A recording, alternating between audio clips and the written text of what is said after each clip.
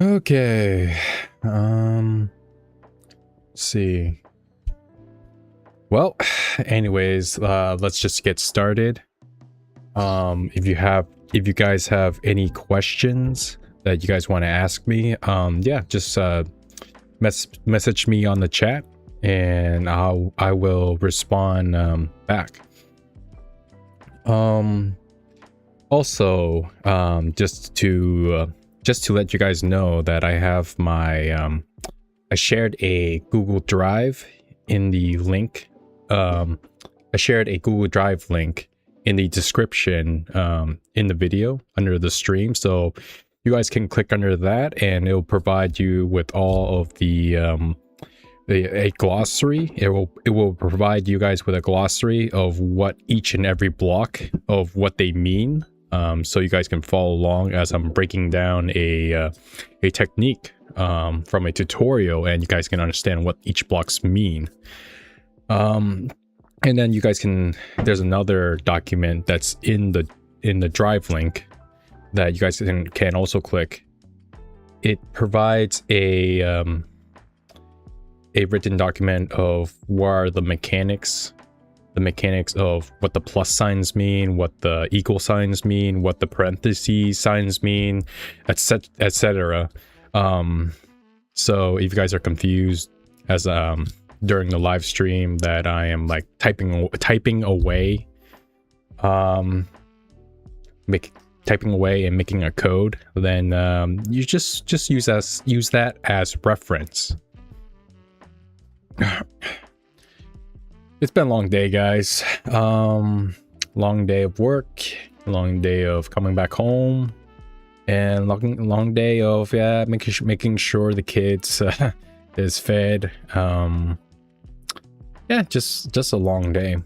So my mind's kind of like, oh, scrambled up.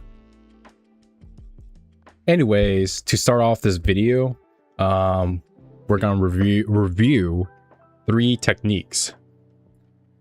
So,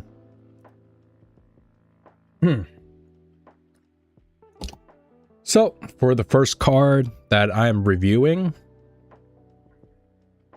I'm reviewing YouTube from a channel called Animal, and the video is called The Rocking Chair Choke.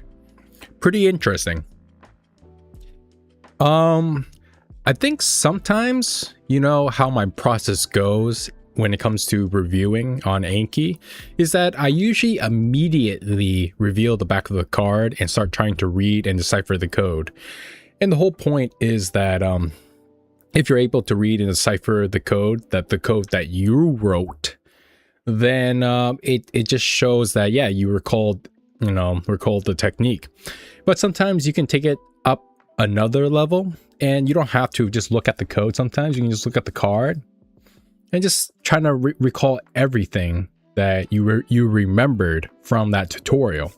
So I'm gonna do let me give you an example. So I'm gonna recall everything that have seen from this tutorial. To make sure that I'm not cheating, I'm gonna cover my eyes and recall what's happening in the video. So in this video by Animal, in the beginning, so they're starting off from side control. I'm recalling that he has a Kimura grip on his partner, and from there on, just give me a second, I'm getting a little. Yep, he has a Kimura grip on his partner. What he's going to do next is lean towards the other side on his right leg, on his kneeling leg, and lift up his left leg and swing it over the guy's head, towards the other side of his head. Keeps it there. And then from here, he's going to let go of his Kimura grip, let go of his left hand, goes under the guy's chin, and then he's gonna let go of the hand that's grabbing the wrist, that's that made the Kimura grip, and then he's got a cable grip, both hands together. So from here, he's gonna lay back, and it'll cause enough room for him to wiggle his right leg over and up and over his left leg, and he's gonna lock it into a sort of triangle. And then from there on, he squeezed everything together, and he just he completed the choke. So yeah, sometimes I can recall tutorials from just memory, and that's how powerful the method is. When you do the coding process, and after the coding process, you would feel like, wow, the information just sinks right in. I feel like I can recall the whole tutorial. It's not like photographic memory or anything. I give it about like 70% or 70 to 80% that you feel like you've memorized the whole tutorial from just your head. And over time, as you're reviewing the cards, sometimes it's not always 100%. Like, sometimes you're that kind of freak of nature, those type of people who have photographic memory. And I met some people who are like that, where, not saying that they use my method or anything. These people that I met in my life, they literally can just like look at a page, they memorize something, and from there on, it's like, oh yeah, it's in their head, or they have really good memory. And I'm always jealous. I wish I was born with like strong like memory like that. I can just look at something and memorize it. You know how much my life would be so much easier if I could do that? But I can't. So I decided, specifically for Jiu-Jitsu, I decided, okay, if I can't memorize the technique, then I might as well make a method that can make my memory strong to memorize the technique. So yeah, but anyways, I honestly think this is pretty easy. See, this is the code I wrote, and let's just review it for funds. So step 1, low position, go under, go over. Yep, this line of code means that, yeah, the guy was on side control and he has a Kimura grip. Step 2 is basically he's pulling with the Kimura grip, leaning onto one side. Excuse me, I just had dinner. And then he's gonna, then that creates an opportunity that makes space, MSP for make space. Check the glossary. Again, I have all the blocks defined on that glossary. So click in the link below, in the description below of the stream or video. So from there, he's gonna, on step 3, he's gonna take opportunity, jump up with his left leg and swing around, and he's gonna keep it safe over the guy's head. From here, he's going to let go of his left hand and swim under the guy's chin.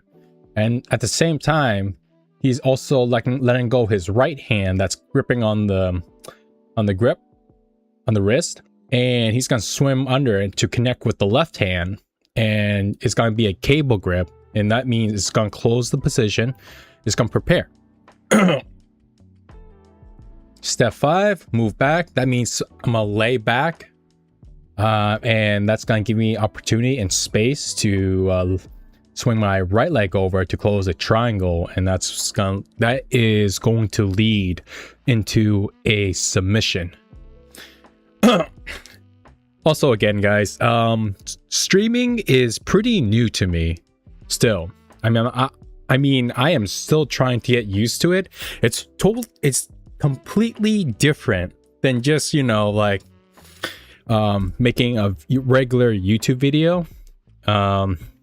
For a regular YouTube video, you guys would see me pronounce the words more clearly, accurately, and that's just behind the scenes of me rereading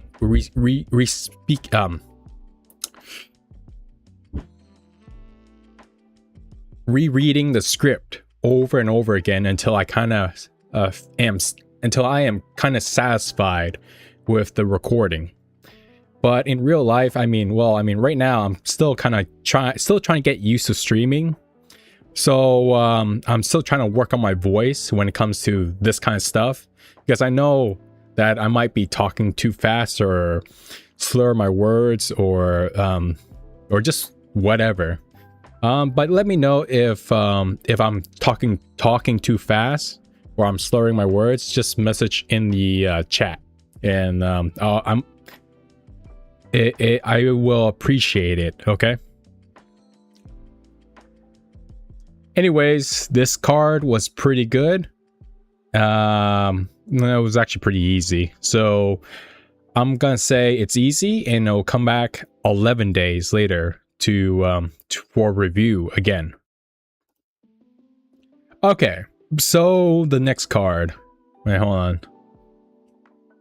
So the next card that I am reviewing is from YouTube, Gordon Ryan, which is the YouTube channel. Excuse me. And the video title is Goats and Chokes, featuring John Jones and Gordon Ryan. Now, this is the previous video that I used my method on to memorize techniques from. So check out the last stream I did, stream 4, I think. Right now it's stream 5. So anyways, let's see if I can like recall this from memory again. Okay, so usually, again, I'm letting you guys know, I would usually reveal the back of the card and start trying to read and decipher the code. But let's just do this thing where I'm trying to like show you guys how powerful the memorization is when it comes to using this method. So I'm gonna try to recall it from just my memory. Okay, so I'm gonna close my eyes, so I don't want to make you guys think that I'm just looking at a screen with all the notes. Nope, I just want to close my eyes and just basically recall everything I can remember from this tutorial. Hey man, what's up? Soulful Oat Milk. So welcome to the stream, man. Do you know where to find instructionals? I mean, it's YouTube, right? Is that what you're talking about? Because that's where I'm using, I mean, it's basically free. YouTube has all sorts of instructionals. But unless you're talking about like a full-on instructional that's like an hour or two long, then yeah, man, I mean, you can like, I mean, I say BJJ Fanatics has those things. They're pretty expensive, to be honest. I don't know. Yeah, I mean, I'm not trying to say, but you know, maybe you can do your own research on Google.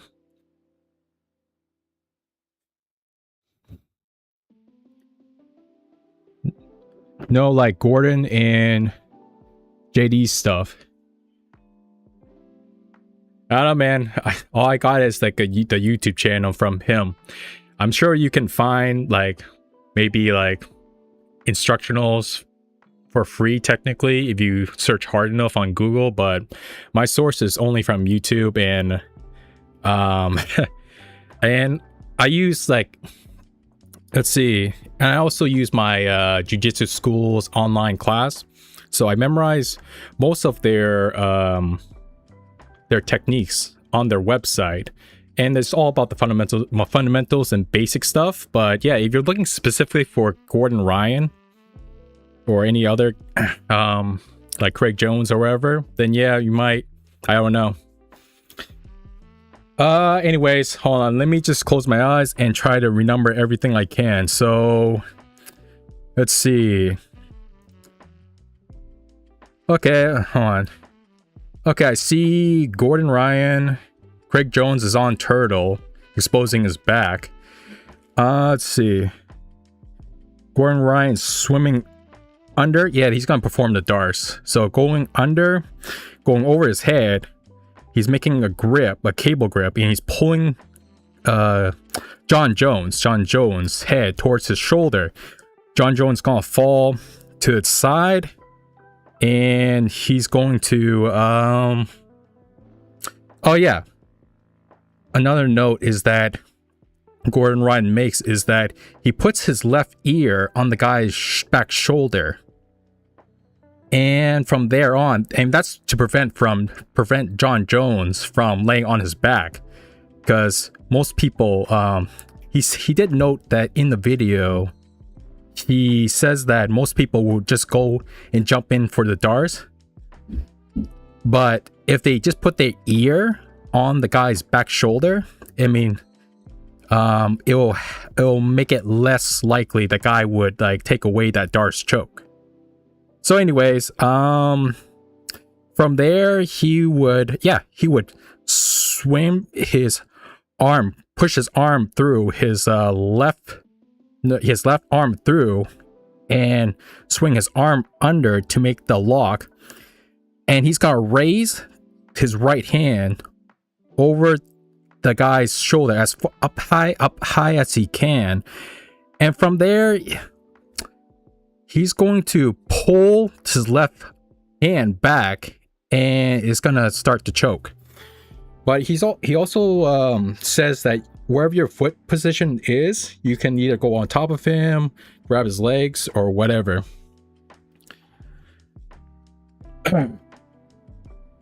Anyways,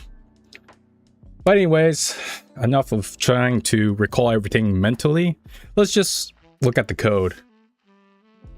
Oh, maybe I should try to find like a bag and put it over my head. That would be better, because I don't think anyone would fall for this. But anyways,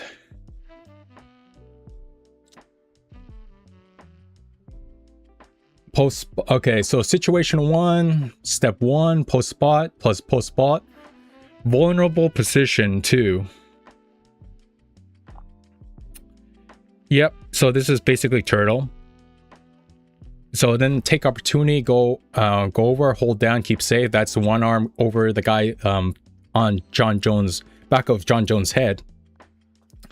Go under, keep safe. So the left hand is going under to keep safe, and it's gonna clasp with the arm that's over John Jones' head, and it's gonna close the position right here. Prepare. Let's see. Step 2, take opportunity, pull towards, sweet spot, frustrate, transition, prefer position, or prepare. Let's see. Yep, so this is when Gordon Ryan pulled John Jones to his side. Well, pull his head towards his shoulder, and he's gonna fall over to his side. Step 3 is very common, warning, less than, more secure.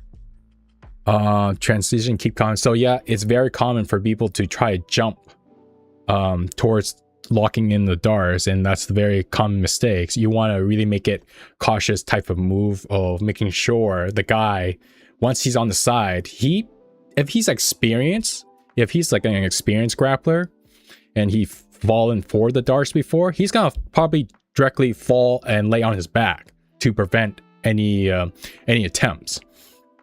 But if you can react quick enough to do the smart thing of putting your ear behind John Jones's back shoulder blade, then yeah, it'll keep him from turning to lay on his back. Let's see. Step 4, take opportunity, transition, go under, make tighter, close the position, prepare. Oh yeah, so that's when you are gonna push in with your left hand, and you're gonna do this thing right here. I think in Asia, this means like it means FU. So, but anyways, close the position. Okay, prepare, take opportunity, bring up. So that means on step 5 for here on the code, my brain's recalling that, yeah, you have to bring the hand up as high as you can to grip on John Jones' shoulder. State of mind, bring back, very strong. So basically pull your left arm back towards you, and that's going to complete the choke.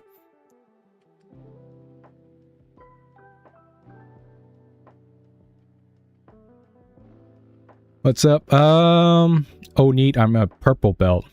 Anyways, it's a Chinese site called Billy. It's basically Chinese YouTube, although I actually prefer self-made. Hey, man.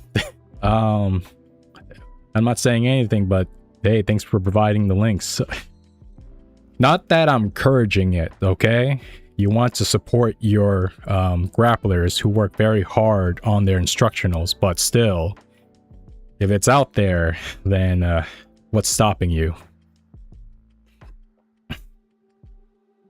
How long you been training, man? Soulful oat milk. Yeah, how long you been training?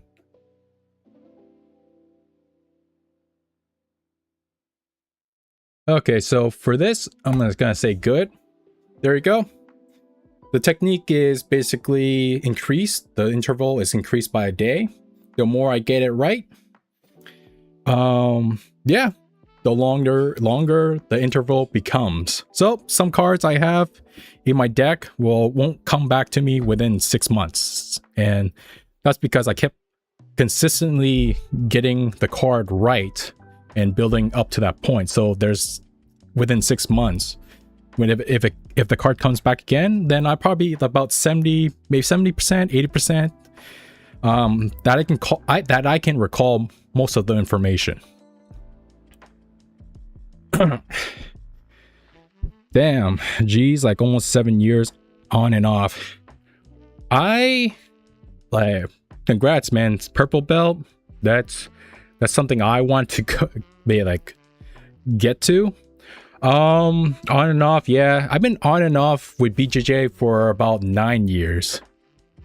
For me personally, I'm like at my school, I'm still a white belt, but yeah, I don't know, just having fun, honestly. But still, my coach been nagging me to take the test, to take the belt test. I'm not sure if your school does that, but we have a belt system where if you want to upgrade to the next belt, you have to take the test. So the test to blue belt, for example, right? You're given a list about 150 techniques, and you have to memorize it and be able to demonstrate it during test day, all of them. And if you can demonstrate them, and you get 3 chances, okay? So there's 3 mistakes. But on testing day, which happens every 2 or 3 months. And yeah, so testing day comes, and you'll be performing all the techniques in front of your school. And if your coach thinks like, oh yeah, I think you did enough, okay, you're ranked up. So for me, I guess after 9 years, yeah, I wish, man, I don't know why. I'm just so lazy. I just don't like tests, but I like having fun. As long as I see my skills rise, that's what's all it matters to me. But yeah, let's see. Geez, like almost 7 years. Yeah, I had my sandbagging days for a while. Yeah, man, I definitely need to take that, need to rank up. But yeah, it's always fun annoying people. They're like, you're not a white belt. I'm like, yes, I am. I'm definitely am a white belt. See, it's my white belt, but my white belt is so dirty. It's almost like it's almost brown and black. No, like not like, it's just like a lot of like, it's been gone through 9 years, so it's very dirty and gray.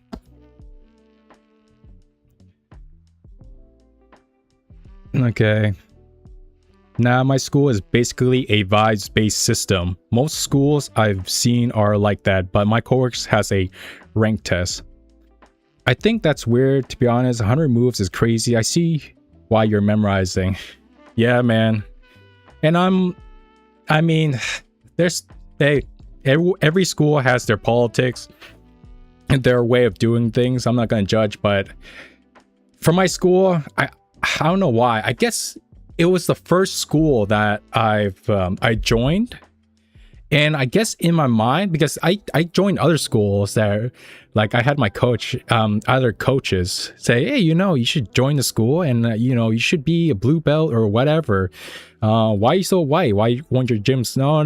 But I just have this sort of attachment to that first gym ever since, you know, I joined, that I just have to get that belt from that school. But yeah, I know they make you try to memorize. It's hard. Because when they gave me the list, I'm just like, man, I don't know if I have time to memorize all of this, you know. But I did, you know. It was a journey, but but they're all fundamentals and basic stuff, which is important, you know. You know, your hip escapes, your basic back takes, arm bars, triangle. They're just the fundamentals, and I believe that you should really like learn them first before jumping and trying to do advanced stuff. I mean, that's how I was taught, is work on the simple and basics. Once you master those, then the whole world opens up. What's the list, if you don't mind? So yeah, the list is basically from my school. If you join my school, they basically give you a... Sorry, so I have this had a lot of stuff from dinner. But anyways, they gave you a paper list of 150 techniques, and they just say, yeah, you have to learn all of this, you know. So it's like basically homework. It's like checking down the list of fundamentals and basic stuff. So again, arm bars, or it's like a curriculum, right? Yeah. Anyways, let's finish up with this card real quick. So YouTube BJJ Fanatics passing a seated guard with underhooks by John Danaher. Yeah, I'm gonna do the I think next stream I'm gonna put a bag over my head, maybe a paper brown bag, completely over my head, and try to recall everything from just my voice. I'm just worrying that my voice won't make it to my mic, but let's just go over this and start the process of actually breaking down this video. So anyways, reviewing card number 3. So YouTube BJJ Fanatics is the channel, passing a seated guard with underhooks by John Danaher. Okay, let's see if I can recall and read this code that I made for myself. Again, it's basically the idea of this code method. It's just basically taking notes. So think about it like this. Have you ever played that game where you hold a word or picture above your forehead? You don't know what the word or picture is, so you rely on the other players to give you hints to figure it out. So if someone had this card up above their forehead, YouTube BJJ Fanatics passing a seated guard with underhooks by John Danaher above their forehead, how would you describe, or how would you hint it to them, well, without being too obvious? You know, how would you hint or describe it to them? Well, giving the answer. So your job is to get them constantly thinking and making connections until they finally figure out the answer on their own. So that's basically what I'm doing to myself when I make these codes. Okay, so I'm just basically trying to figure out what the fuck I just wrote. That's basically the idea. So situation 1, let's see if I can recall anything. Step 1 is low position 2. That number 2, that's next to a block, it means that's my opponent's doing, or my partner. So basically, one guy's sitting down on his butt, he's still in sit-up guard, and I'm up position, you know, up. Step 2 is plus very common equals fight for position. Go over plus keep safe plus go over plus keep safe, prepare. Now what the heck that means? Well, if my brain can recall the information, if I can recall, yeah, at this point, at timestamp 16 of this video right here, and yeah, if you guys want to pull up the video on your end and make sure I'm explaining it right, if I can recall, it's at this point of the video, John is moving forward and grabbing the guy's wrist, both of his wrists, Yeah. Step 3, take opportunity equals is move forward, post spot, close to the distance. That basically means that John has posted his right foot close to the guy, between his legs, moving in closer.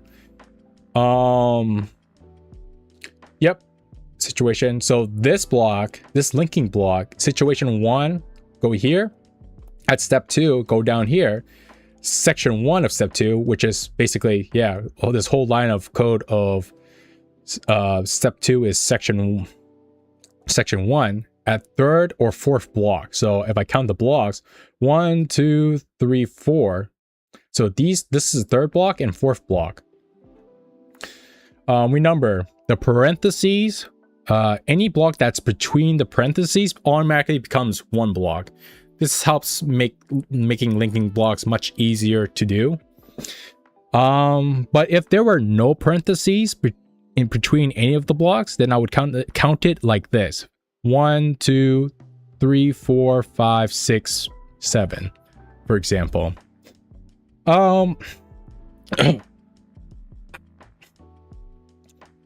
Let's see. Prepare. Okay, yeah. So at this point, John is holding the guy's wrist, and he's preparing. Yep, and he's letting go of those wrists up to the guy's shoulder. Yep, let go is the wrist, which creates equals to opportunity. Take opportunity is keep safe, which is holding the guy's shoulders, right? Or kind of pushing on him. Step 4, take opportunity. One movement is pull towards, bring back. So John is gonna, as he's pushing, he's gonna bring one arm back like this, his right arm, and still keep pushing with his left arm.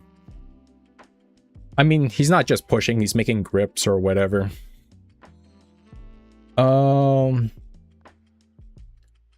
Take opportunity, move forward, push away. Yeah, pull towards. And this is when they both fall down. And this is an exact moment that John is gonna, with his right arm that he's falling towards the guy, he's gonna quickly swim under and underhook the guy's left side. And go under and over and reach around the guy's back of the guy's neck or whatever. That's what I'm trying to recall. Move forward, push away. Well, let me see. Yep, we're school. Step 5 is act quick, post spot. Take away is equals hold position is greater than warning. So this line of code basically, as I'm recalling in my head, using the pattern method, John is basically posting his left arm to stop the guy from, either rolling him over or pushing him towards his left side. That way he can post and stop that and keep his base. And then from here, so step 5, and then there's this line of code right here. So remember, any line of code that doesn't have a step block in front of it automatically falls under the step block above it. So it becomes part of step 5. So this line of code becomes part of step 5. Here's section 1 of step 5. Then this one is section 2 of step 5. Okay, so that keeps it organized. That's the idea. But anyways, optional equals make use of equals post spot, more secure, hold precision. That's basically hints of giving me the idea of, oh, as I'm posting the left hand, what else I could do to make it even more secure? Well, I can put my forehead down and have a double post. So left hand's posted, head's down posted, and it's next to the guy's head, so he can't really move his head anywhere. Step 6, make use of equals push away equals take away. And oh yeah, so this line of code is giving me hints of, okay, what's make use of? What am I using of? Oh, making use of my left foot now, because at this point, John's partner still has his foot stuck between his legs. The guy is not letting go. So if you can use your left leg to push or kick on his on the guy's grip, it'll eventually fall apart and he'll let go.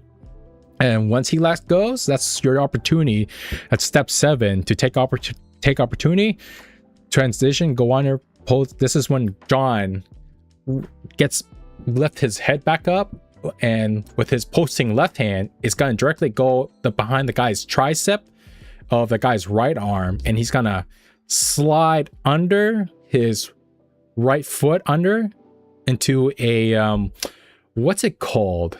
What kind of, well, anyways, I forgot what's that name when you're sliding under to pull the guy's arm up. But anyways, and he's gonna go back and he's gonna go to side mount, and that'll be safety position. At my school, we call it side control. So if you guys ever hear me say side control 1, side control 2, side control 3, it basically means side mount, okay? But anyways, yeah. So did I recall everything? That was it a successful review of being able to read and decipher everything that I seen on this card? And I say yes, and I say it's good. It wasn't easy, but because I had to think a little more, but it was a breeze of me just, you know, like go up and down and be like, oh yeah, I recall everything. Then I would type easy and I would come back 5 days later. But it is good. Sofo, if you're still watching, do you use Anki at all? I mean, what led you to this video? Okay, hold on. Let's see. I might add a new card. So, okay, that's about 3 cards. 3 cards. Oh.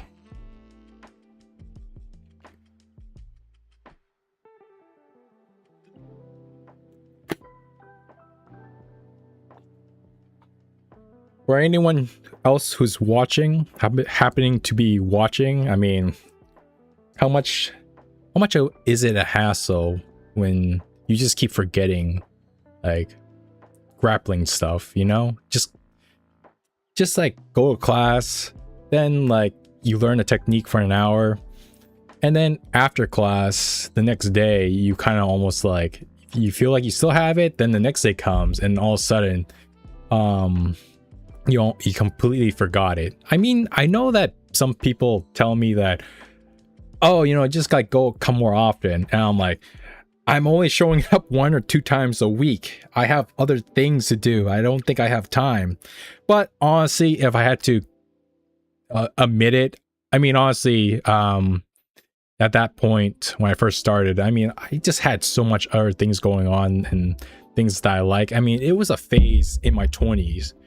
I'm 29 right now, but during my 20s, I mean, I was just exploring. I was trying to figure out like what did I really like, and jiu-jitsu was part of that.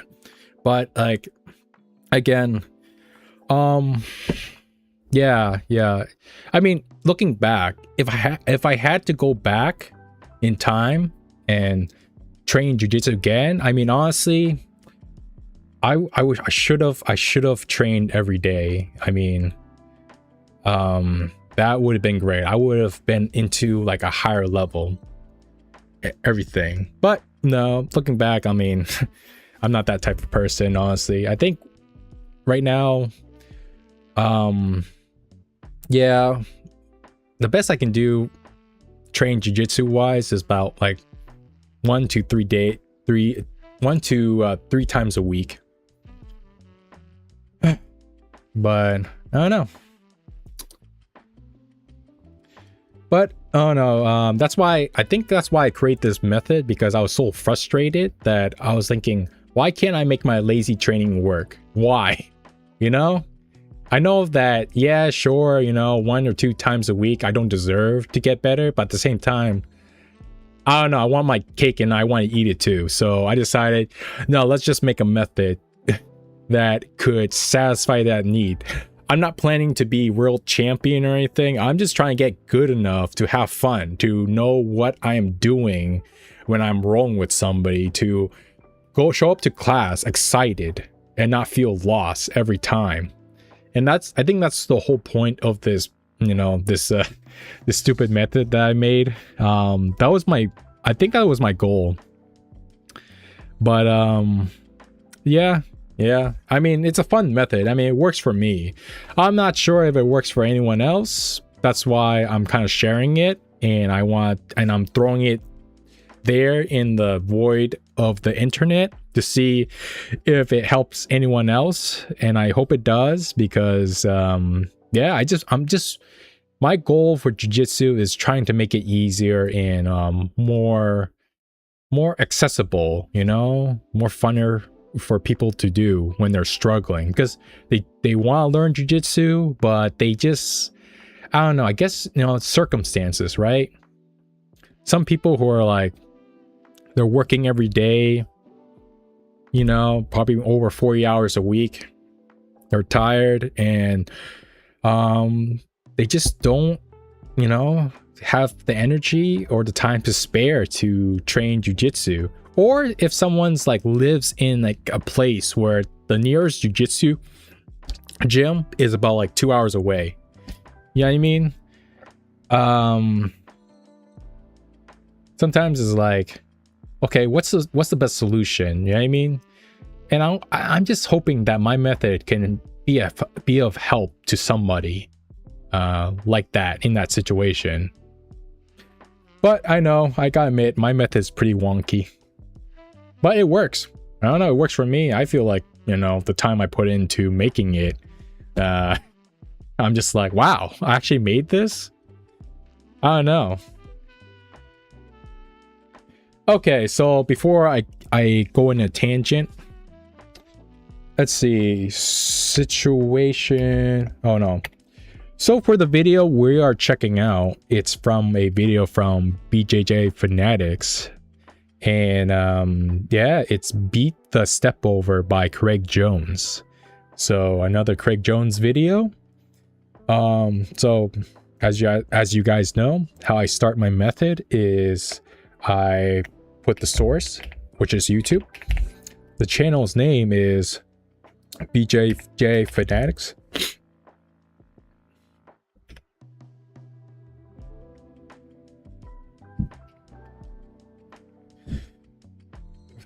Fanatics, and it's, yep, and then just write the title. Simple. Oh man. Yeah, I'm just having some burping issues right now. Okay. Let me also, for anyone who's watching right now, let me know if the mic sounds a little off or anything, because man, I just don't want to have a messy audio after. That's really annoying after I do recording and I listen back to it and I hear that it's all messed up, then I'm gonna be like, oh man, you know?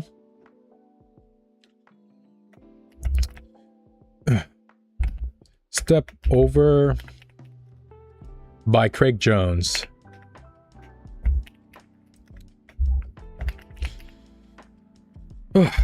Damn.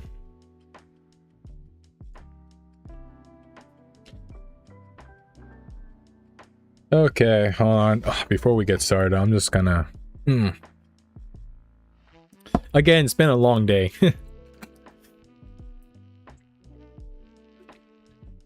I don't know what time any of you guys are watching the stream, but like I said, my stream starts at 7. And that's 7 p.m. And yeah, that's after I get out of work, I eat dinner, I take a shower, you know, get everything ready. And I honestly thought that I would be like not mentally ready or prepared to start the stream, but once I press start, I guess it's just like, okay, let's just do it, you know, and the energy comes back a little bit. Oh, hold on. Just give me 1 second. Ugh.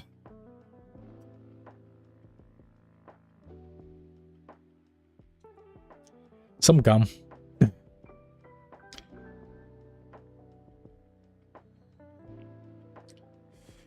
Okay.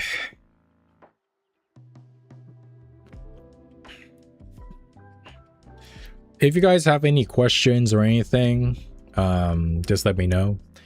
I was hoping to get some really debaters in this chat. I really want to get some debaters.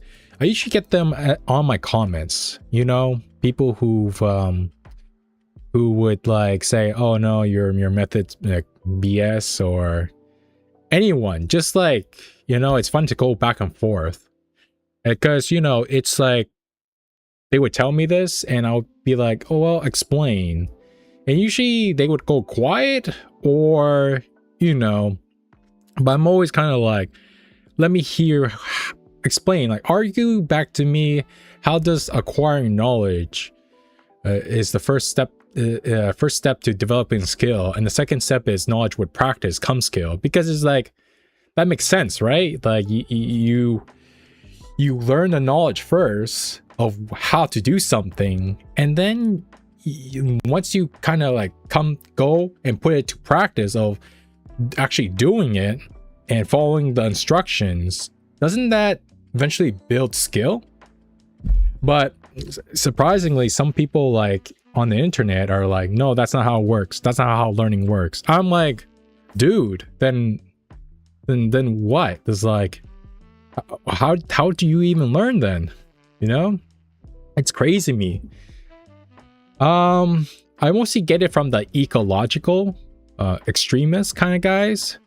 They're very like, yeah, they just come out of nowhere with that, like, oh, you don't learn by acquiring knowledge. I'm like, well, excuse me? Like, so you telling me that you never watched an instructional all your life? You never like drilled?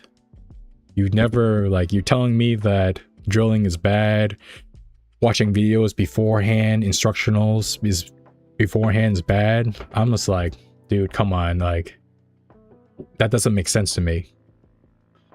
I don't know, it's usually falls apart for them whenever I keep kind of like poking at it, because it's like it's a fun back and forth. So I keep poking at it a little bit because I do want to try ecological training, but like the closest one to me, I feel like it's like in Florida or Texas. I don't think there's any gym that teaches ecological training in my state. So I'm like, dude, well, if ecological training is so good, you know, I mean, because once I keep poking at their thinking of like, because they're gonna tell, they come at me like a person who's on the keto diet or on the carnivore diet or vegan diet, and they're just like, and they're like telling me, dude, my way is the best way and what you're doing is wrong. So that's basically how they treat the ecological diet, ecological method of training, Brazilian Jiu-Jitsu.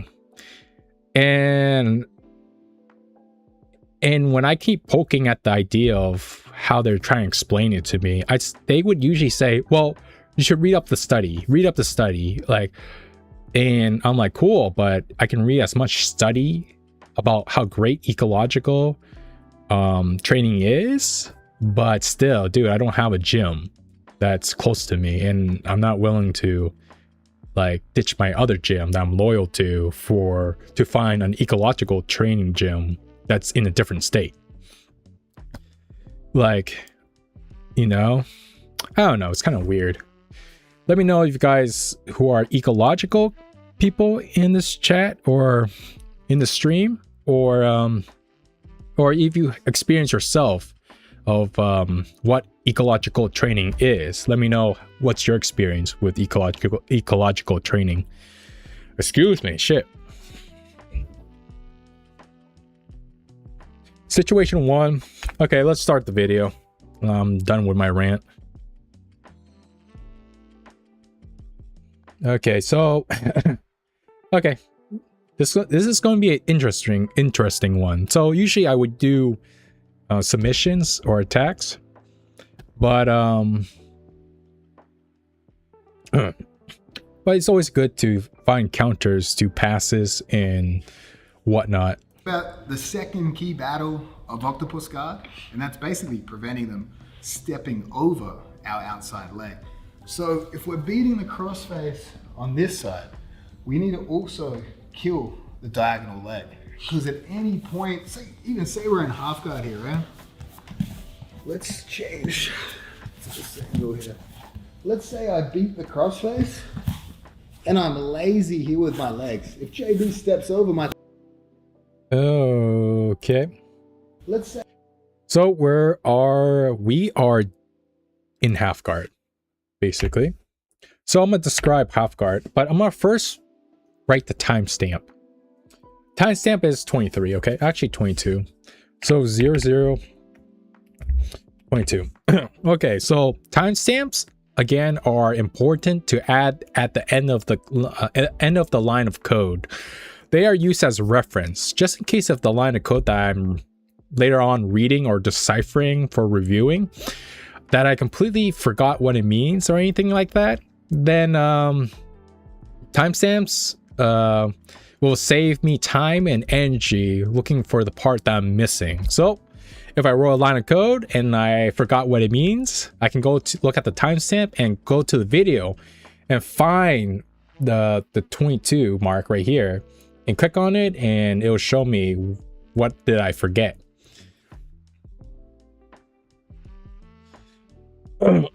Anyways, let's see.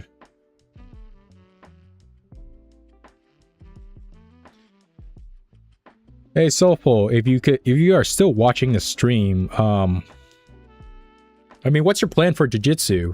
Are you planning to be a black belt and open your own gym one day?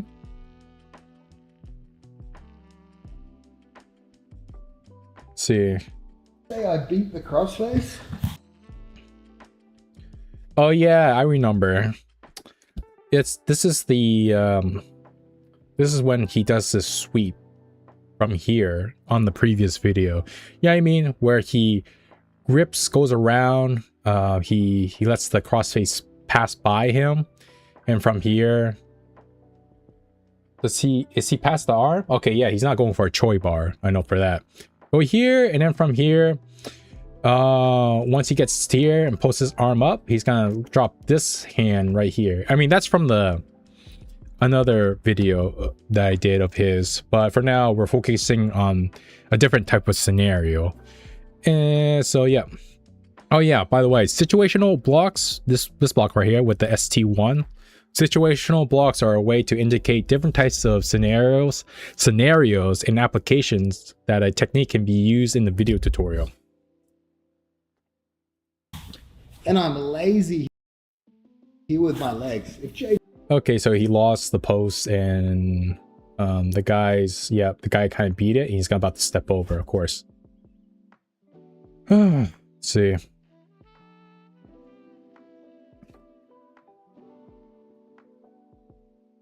Hold on, I have to write half guard first. My brain's like going out of nowhere.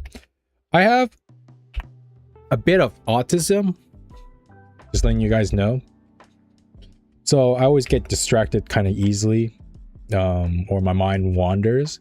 And you know, another reason why I made this note type of method right here, this coding method, that it keeps me from, even if my mind wanders somewhere in the middle of writing the code, I can always like snap back out of it and look back at the code and be like, oh, this is where I left off from, and I'm recalling down the line, and this is where I left off. So it's perfect for that. It keeps me back in focus and not feel like I just lost focus, now I have to start over. That would be annoying. Instead, I just lost focus, but where did I leave off from? So this is the benefit of how I feel of my code method.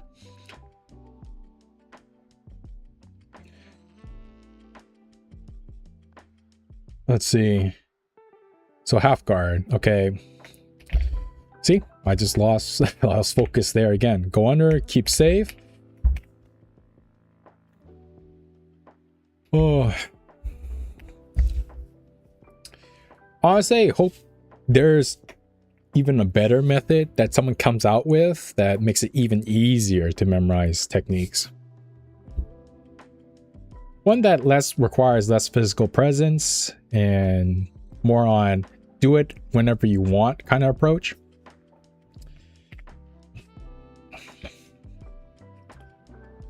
Go under, keep safe. This is let's say go under, keep safe, and then I beat the he's not framing with that foot, he's just posting, so technically okay, post spot, post side equals prepare.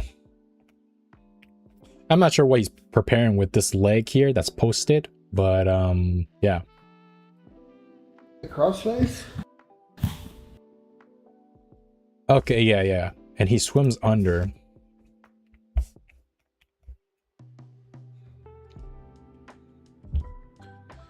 Let's see. Go over. Prefer position plus go over plus keep safe.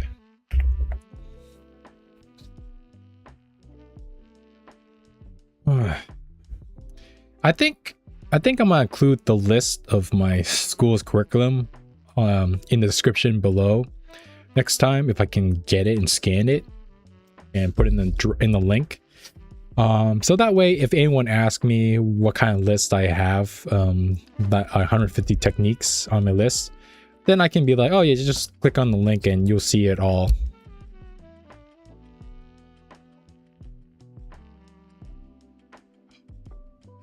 Go over plus keep safe. Plus post spots.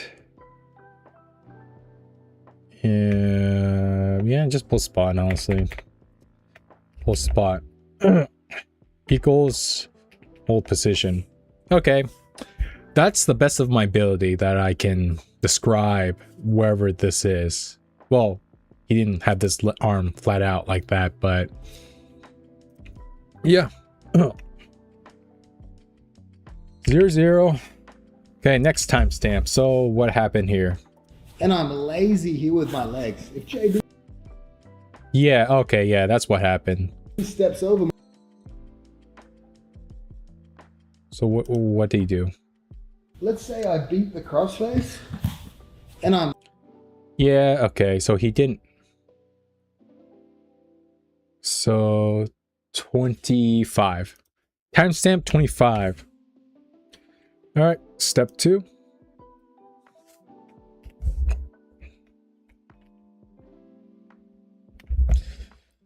Okay, so oh wow. I just realized, see this box right here? It's so transparent that I can't really see the text. So that's bad. I might have to go back to Stream Elements and fix that issue right here.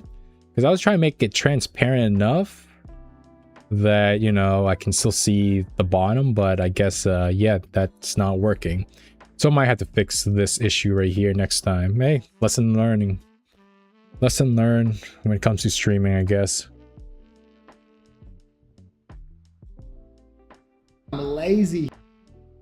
Okay. Make anticipate.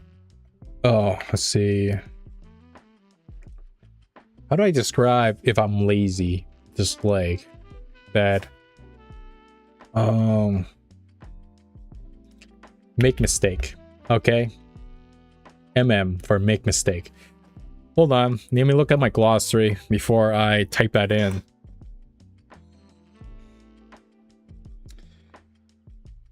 I always encourage people to try out the app Notion if anyone uses that. It's such a great note-taking app for just daily things, you know?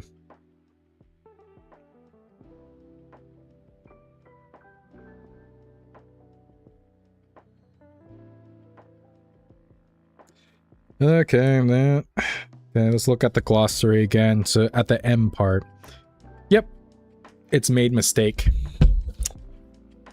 Equals plus anticipate opponent. This is what my opponent's doing.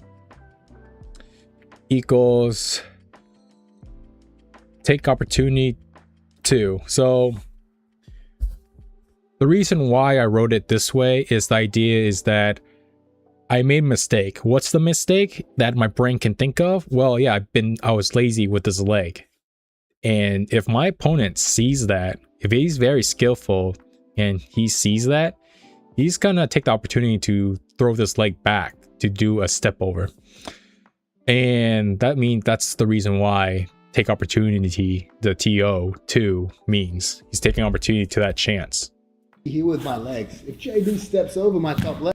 Or yeah, he steps over to mount. Either way, okay? Either way. Equals better position 2 equals warning.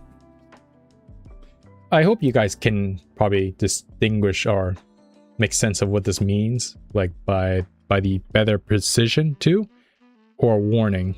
So again, my note-taking method system is the idea is that the less descriptive you are, the more you make your brain think and make connections. So leg, now he can sit through, take my back. And again, this is one of those, yeah, you can mount or take your back. Those early experiences that's going to happen to you a lot. You'll be so focused on beating the crossface, you'll successfully beat this crossface. You might be a little lazy with your legs. They might even post on your leg. Exactly. Ooh, yeah. Exactly. They step over and they sit through and take you back. So this is going to happen a ton, right? And there's two ways we beat this leg. If JB, obviously a good habit from half guard is they hide this foot, right? Because when we're in half guard here. Okay, 0055. Situation number 2. It's another different type of situation that my opponent might do that it's important to add on the notes. Oh man, give me a second.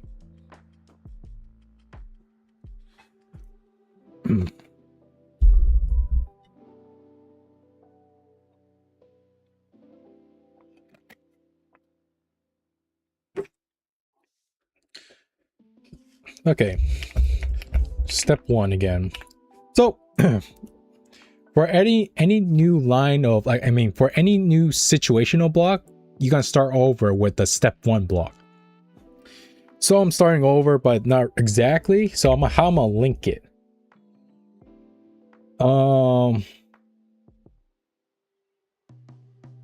Basically, this is how I link the block. So step 1. Right here, go here. We're gonna go to situation 1, step 1 dash section 1 of step 1. So basically section 1 is basically this. Sections are part of a step. They are lines of code. A line of code that doesn't have a step block in front of it automatically falls under the step block above it. The first section is always the step block. It's always the line of code with a step block in front of it. And which block am I targeting? So, honestly, it's every block here is the idea. So every block. So every block's included in this section right here. Yeah, if I can take a Kosoto hook on this foot. Oh yeah, he did hide. if JB, obviously a good habit from half guard is they hide this foot, right? Okay, yeah. Plus anticipation opponent equals transition 2 plus go under 2 equals cautious move 2.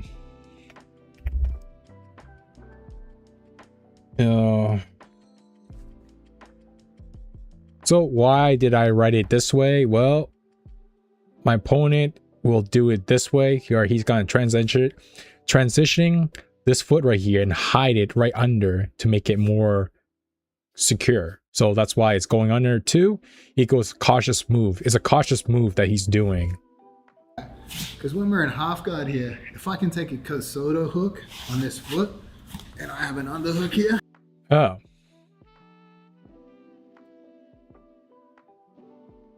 Okay, well that's important. That yeah, Kosoto hook. Okay, so 105. Kosoto hook on this foot. So let's see. 104. Actually, it's 104.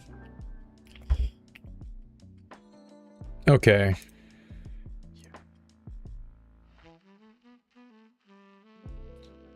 I'm trying to think.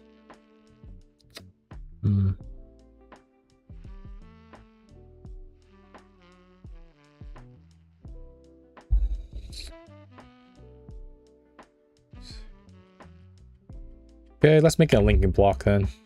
Situation number 2 dash, it's gonna be at step 1 of situation number 2 dash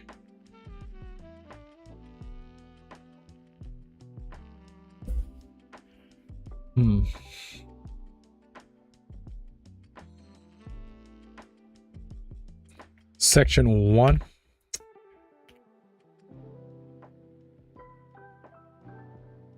okay. Well, my mind's just thinking.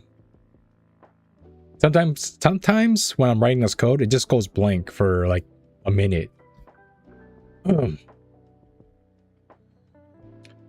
Okay, so 1, 2, 3. So it's the third block.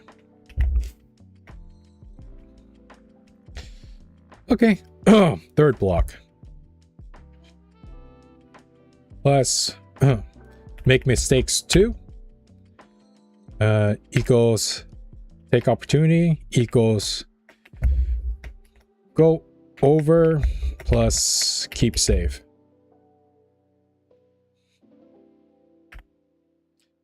Keep safe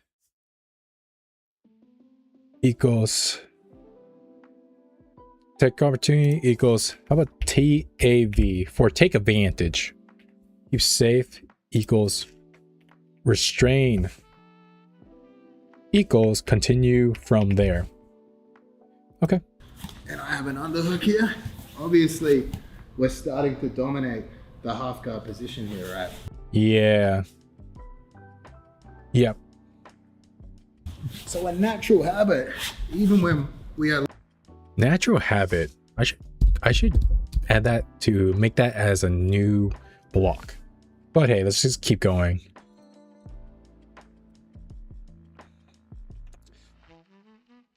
Okay, come on. Loosely in a half guard, but we're not looking for that battle, is guys will hide this foot. If they hide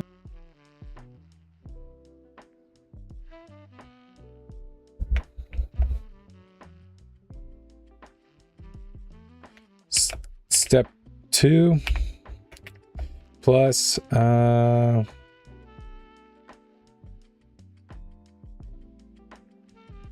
so we're continuing from here. I'm gonna copy this linking block, paste it here. There we go. So if they hide their foot under here, then what, Craig Jones, what? this foot, I'll be looking to control this side by placing. Oh. All right. Yeah. That's awesome. So there's a reason why he posted that foot there. Yeah. Plus take opportunity equals.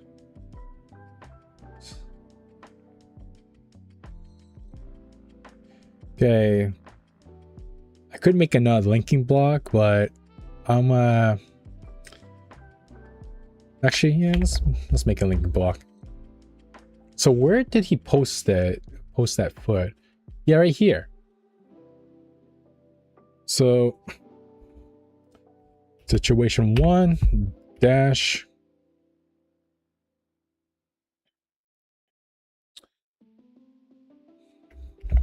step 1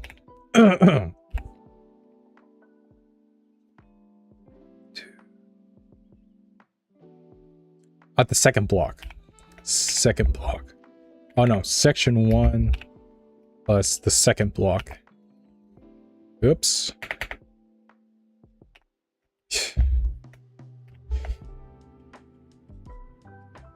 Take opportunity equals that plus.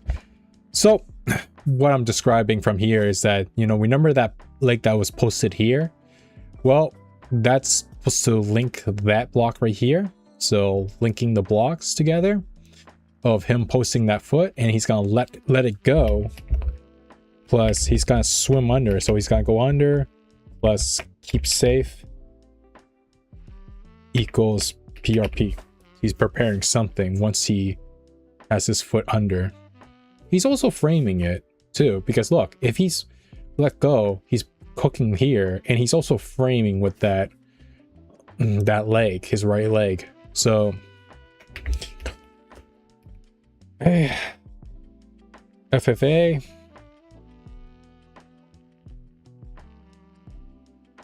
a butterfly hook in. Now it's much tougher for JB to step over this knee because I can extend. Oh, okay, yeah, that makes sense. JB. So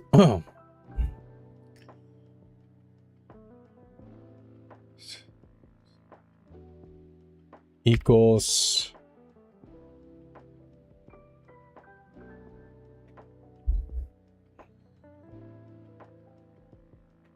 we want to make another parentheses block, take away equals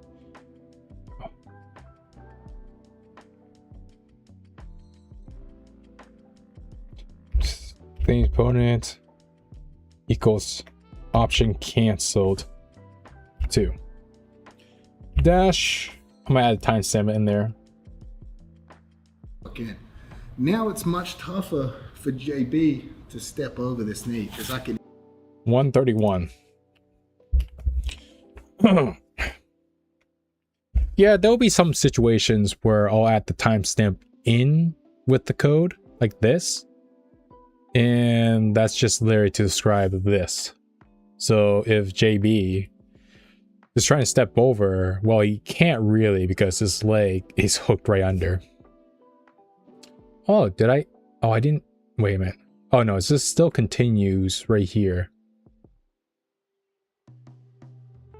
Oops. I forgot to add the timestamp. Yeah, I did. But I'll be looking to control this side by placing 123. Oh, yeah. placing a butterfly hook in. Now it's much tougher for JB to step over this knee because I can extend my butterfly hook here. Obviously, if I keep my butterfly hook collapsed to my butt, they'll step over it every time. But if as they go to step over, I can extend that leg, it traps them in position here. So that would be one way to kill this far leg. The second way to kill it is basically with that half guard Kosoto hook. And the way I would set this up is from a knee shield position. If you lift this leg up, I'll place my foot against that foot, Kosoto hook. And the way I would set this. Okay, so different situation.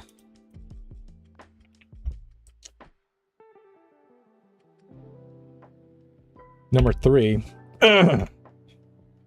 So where we starting off? Leg. The second way to kill it is basically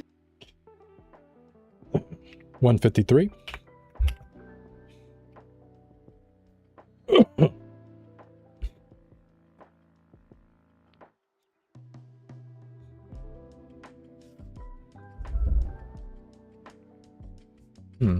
Trying to figure out.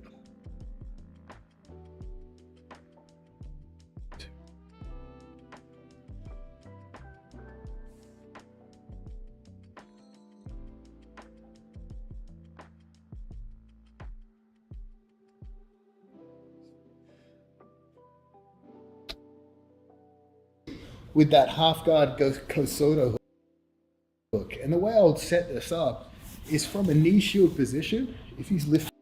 Yeah, so yeah, knee shield.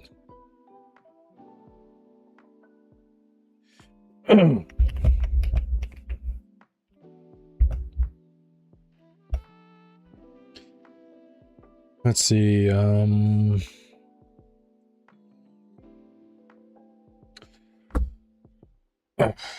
trying to figure out. Go over plus no, hold on. Go under plus keep safe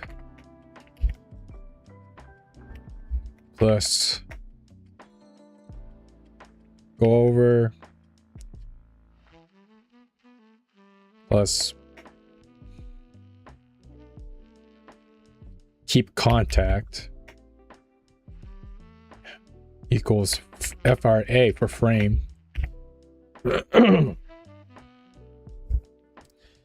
Aim equals safety position. So this is the knee shield position.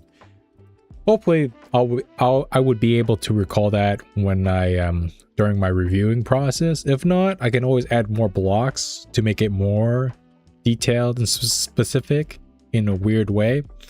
But again, less is better. I mean, that's literally how how it works. This Lego, I'll place my foot against their foot. This prevents them tucking it inside and hiding it. So if you bring your foot this way, it'll the way I would set this up is from a knee shield position. If you lift this leg up to okay. I mean, honestly, guys, this is literally the process that I'm showing you, is that your notes while you're writing it is supposed to make you think. You ever feel like I mean, go to school and your teacher says, okay, I'm gonna write something on the board. And so open your notebooks and copy what I'm writing, right? Now, imagine that you're just writing, copying from the notes. It honestly just feels like you're just a typewriter. You're not even like, you're just like copying the information, but are you really thinking about it? You know what I mean? So that's a reason why I write it this way, is because as you're typing in, you're trying to take complex information or ideas. At the same time, when you're trying to take the notes, you're trying to convert them into simple ideas. And that takes a lot of like mental thinking and processing. And I feel like that's more impactful, because the more you think and make connections with your notes, the more the information that you are breaking into simple ideas is going to sink right into your brain, your long-term memory, much better and easier and faster. Some people tell me that, hey, what I'm doing is complex or I'm doing too much, but I honestly think that taking notes, effective notes, is really a way, even if it is more complicated, that requires you to think more, it's honestly more effective, because once you're done, you feel like the information just sinks in, and it's and you feel it in your head, you feel it in your brain that the information is there. And I think what I'm doing is worth it, worth the hassle of just pausing the video and converting it into this sort of information that's worth the complexity of this. Even though I don't think my method is complex, again, it's just taking complex information and turning them into simple ideas. But hey, that's just my way of learning. Someone commented in my video saying, hey, you know what's a better idea? How about you just watch the instructionals with a grappling dummy? And I'm like, cool. But it's like, think of it like assembling furniture. Have you ever bought a furniture online or from IKEA? And you bring it home and you open it up and there's all these parts just laid out on the floor. And you have an instructional manual, you know, this little paper that shows you how to assemble it step by step. Which one is more preferable? You putting the pieces one by one, but you have to go to the instructional manual, flip to the page, find the next step, and then be like, oh yeah, okay, yeah, I put the screw in here, I put this here. Or until you finally finish putting all the furniture pieces together to get your chair, your couch, your table, whatever, right? Or how about if I had a method that I can memorize the instructional manual of how to put all the pieces together to make that furniture.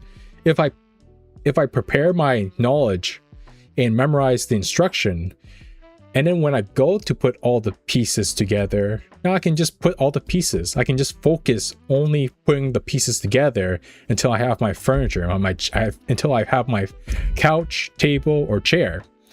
You know what I mean? I feel like it saves more time and energy that way. If I can easily memorize the instructional beforehand, then putting everything together, it seems more easier and more rewarding. You know what I mean? How many times have you went to class and you and your partner was like, yo, I just got this really cool move that I just saw online, and you're like, great, let's watch it. So now you're going into this positioning to start off the technique, and you're like, oh wait, hold on, let's what are we doing here from here again? Let's rewatch the video. Then you watch the part, and then you're like, all right, next step is frame your right leg to their belly, and then wait, what's the next step? Then you have to get out of the positioning, watch the video again, until I think that's just annoying. It just ruins the moment. You know what I mean? It's just, dude, you know, I just want to like memorize everything first beforehand, and then when I do get the chance to train at my gym, then I can just focus on putting all the pieces together and just effectively working on the technique and be in the moment of exploring and having fun trying to perfect, drill, or work it on my rolling partner. Isn't that much better? Yeah, I mean, it's more useful of your time, because we can watch instructional anytime we want. But when it comes to the gym, I'm like, dude, I really don't want to watch instructional during practice. I just want to have it in my head and just do it, because my time is limited. I'm only here once or twice a week, or I'm just here once a month, and I want to use my time wisely. Anyways, okay, so lost my train of thought here again. Okay, yeah, so yep. So this is to explain, let's see.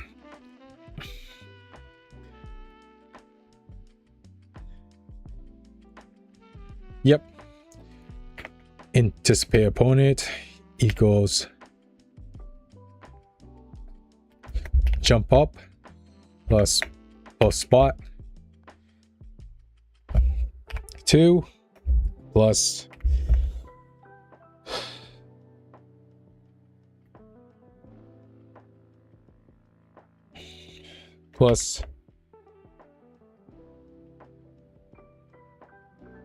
Oh, let me see. Because jump up, post spot. So he's jumping up this leg and posting it like this.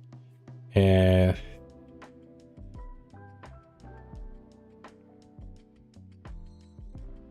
it's less than act quick. Okay, so actually I'll type it first before I explain the less than greater sign. Act quick equals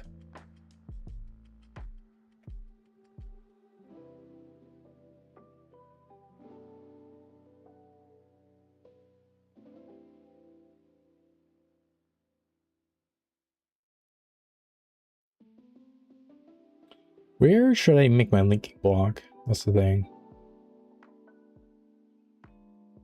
So it was from here. So yeah. Situation number 2. This is when my opponent does this kind of thing, this kind of shit of hiding this foot under. So to stop him from doing that, I would have to well, right step block too.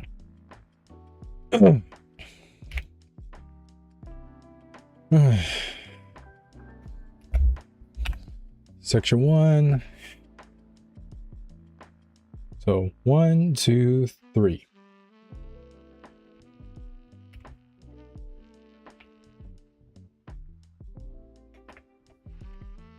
Third block. Okay. Plus go under, plus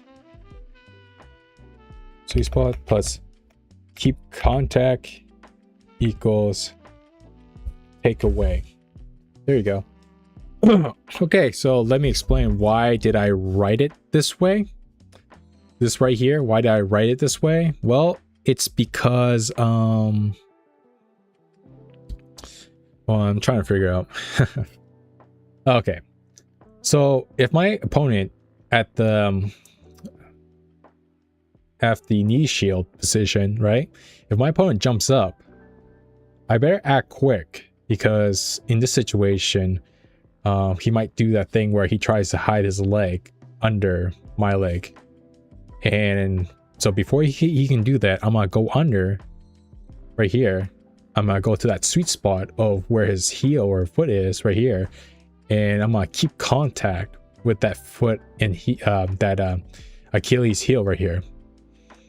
And that's gonna equal to taking away his ability to hide that foot. Okay, I hope that makes sense. Okay, well, let me see. I'll place my foot against that foot. This prevents them tucking it inside and hiding it. So if you bring your foot this way, it'll prevent them doing this. But I'll just gently touch it. And now if he lowers this knee and I beat the crossface here. Oh, shoot. My brain's connecting it all together.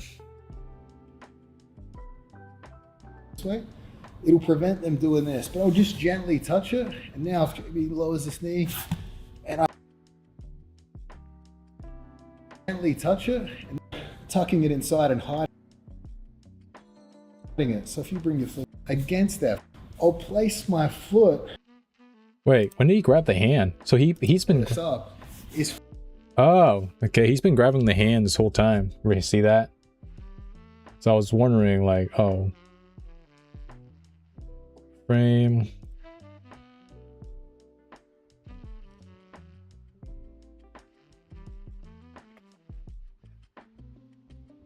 I'll just put it right here. Yeah. So go over. Keep safe.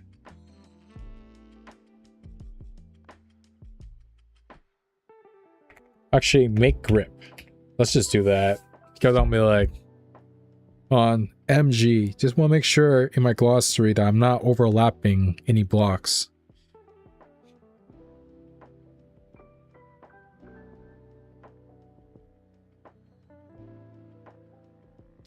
Okay, I don't have a make grip block, so let's just do that. So, okay, I just made a make grip. So, MG is make grip. Equals prepare.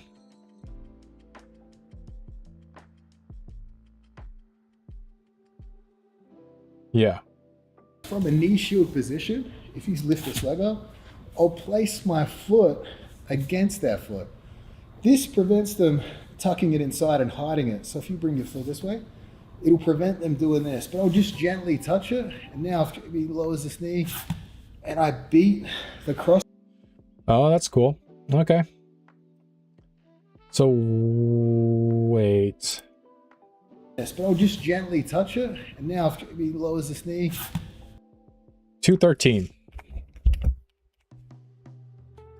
Okay, we're almost done. We're almost done with this card.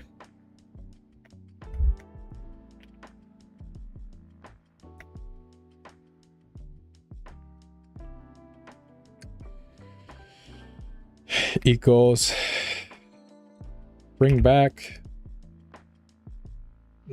2,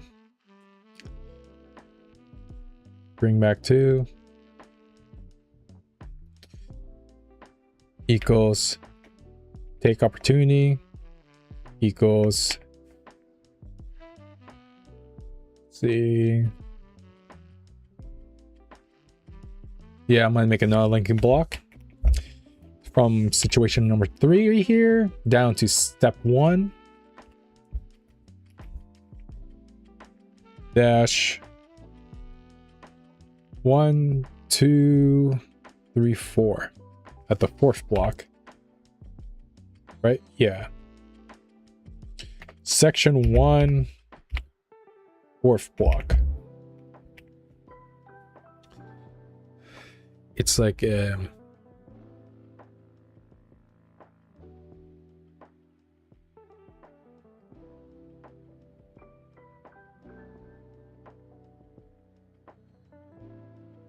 okay.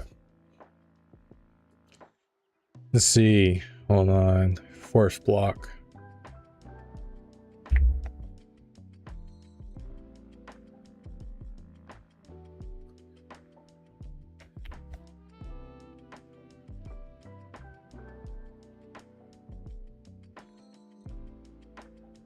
Go over plus keep safe equals 2 on 1, right? Yeah. 2 on 1.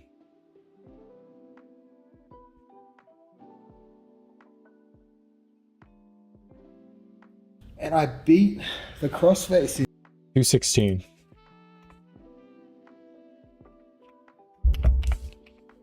Okay.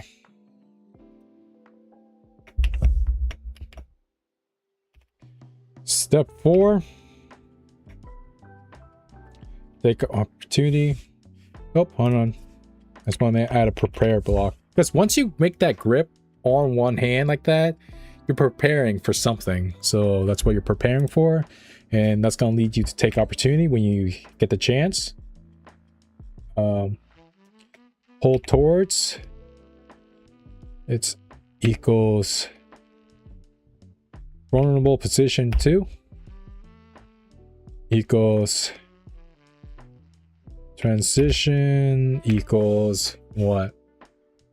Yeah, we can take. And that's gonna equal to this main idea again. Where did he leave off from doing this? I have to check the line of code again.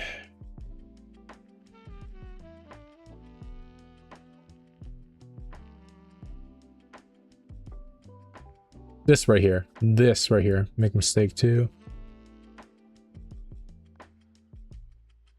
Equals. At situation number 2 block right here. 1.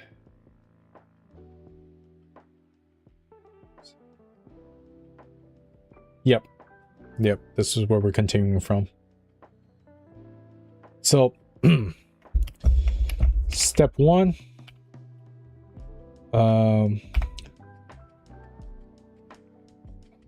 Section 2. So because right here, situation number 2, step 1, and section 2 of step 1. So section 1, section 2. Yeah, this is section 2 right here. And which block? Honestly, every block. So every block included in that section. Hope I'm speaking clearly for you guys, for anyone who's watching this. So yeah.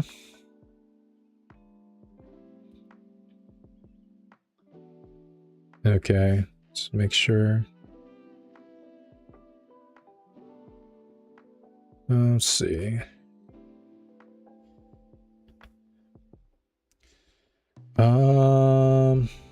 Let's see. So simple. A Kosoto hook here.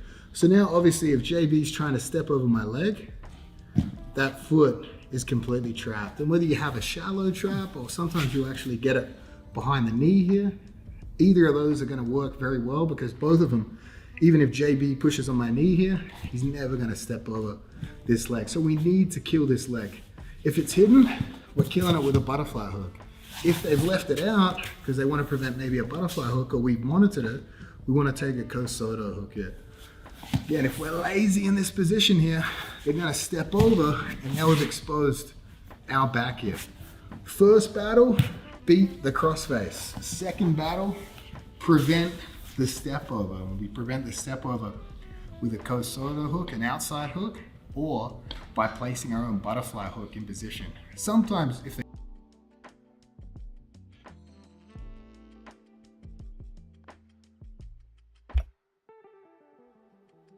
do try to step over, they'll actually present you with a butterfly hook.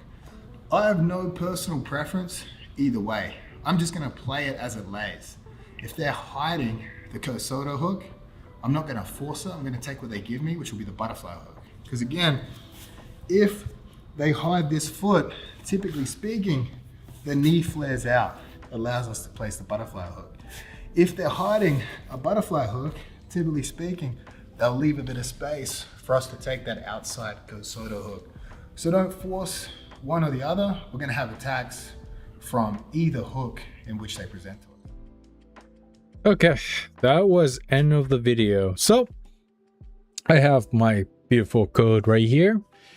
So after I finally converted all of this information that I learned from this video tutorial into code form, having the new information fresh in my head to prevent this information from spoiling. The last process that I use, the last method that I use is that I use an app called Anki, which is a space repetition app. This way, hold on, my brain just lost concentration. So last process I do is that I use the Anki app to help me review and increase my retention of the information by using a method called space repetition. That way I don't have to worry about forgetting what I just memorized. It could be weeks to months to even years. It wouldn't matter because this method will make sure I wouldn't forget it in the long run. So I'll quickly add this card. There we go. It's in my queue. It's in my app. And well, but anyways, next time, I think next stream when it comes up again, I probably will show you guys again how I review that card whenever it comes up for queue again. But anyways, how I review the information is that whenever this card that I made from this tutorial, whenever it comes up, pops up in my queue on my Anki app, I immediately reveal the back of the card and start trying to read and decipher the code. If I have a successful reveal of being able to read and decipher the code that I find satisfying enough, then I increase the interval. If I fail to read and decipher the code, then I decrease the interval, sometimes back to day 1. And so far, I find great results of using this spaced repetition app called Anki to help me review my knowledge on BJJ tutorials. But anyways, guys, that's really it for the main point of the stream, is to show you guys how I review and how I break information down into simple ideas using my method. I hope that really helps. Let me know, just comment in the video, ask any questions, and hopefully I can answer with the best in my the best ability that I can. But yeah, that's really it. But I don't know. Now let's just relax and just watch a stream. Like, let's watch a video. Just chill and watch a video for a bit. But yeah, thanks for joining me if you've been watching this far into the video.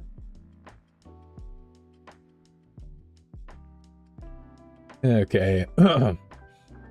Let's see what catches our eye. Have you guys been watching Greg Doucette's videos lately? He's going hard on Jeff Nippard. Nippard? I don't know.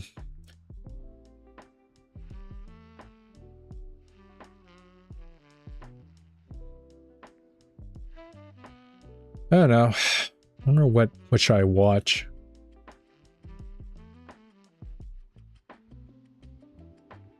It's Mike Israel right here. Yeah, I don't know. If you guys happen to catch my last video on my reaction on watching the Internet Anarchist. That's the channel's name, Internet Anarchist. I watched a video on Mike, and yeah, you know, it's about his PhD, and it's crazy how his PhD was able to just slip through so many hands and end up in a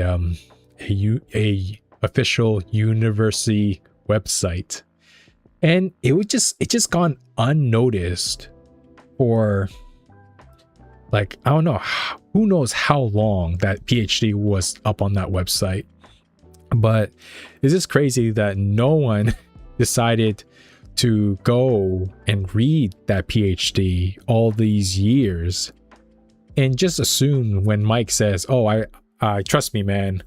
I wrote a PhD on this stuff. I'm knowledgeable on exercise science and everything. You gotta trust me. I got a PhD." And he would use that PhD to shut people down, like saying, "Oh, I'm more knowledgeable than you."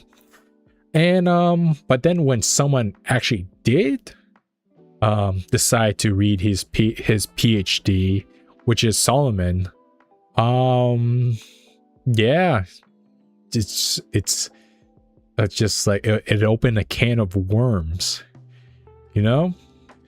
Like, who do we trust on the internet nowadays? You know what I mean?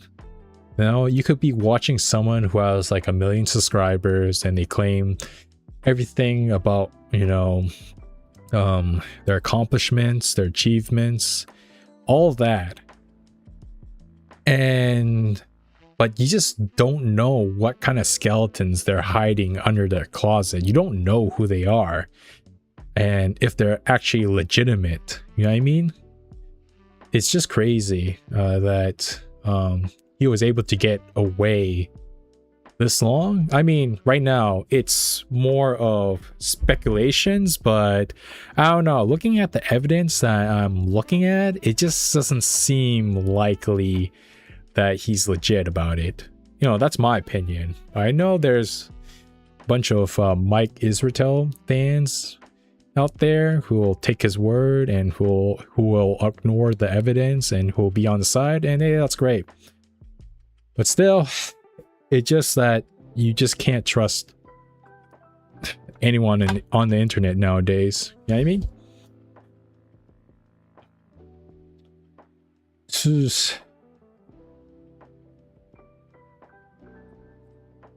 I don't know. If anyone wants to recommend a video that I should watch, just let me know. But overall,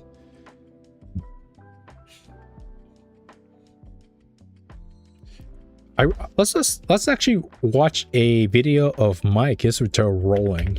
I really want to get the full scope of how he rolls, because people saying that he's a fake black belt, although he claims that he trains for 10 years, but people are calling him out that he even if he's been training 10 years, it just feels his skills aren't at black belt level. You know what I mean? That he has like a different approach in rolling, where he's usually just lazy or is rolling in a way that's just not at par of being a black belt. But I don't know. Mike Israel, BJJ.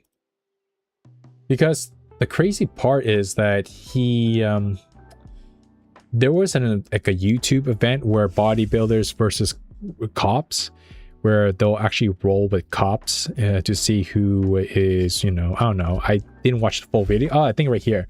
This kind of video with this guy right here. Yeah, they do some sort of rolling, and Mike, supposedly being a 10-year black belt, rolled with a cop that's under his belt level and just lost, which is crazy. It just exposes how he just brings a question on his black belt status. Where is this video actually? I actually want to see.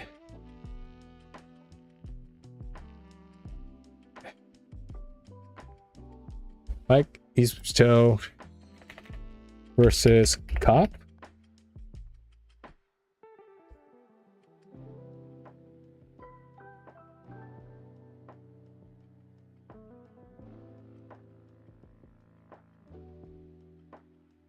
Okay, it's this one right here.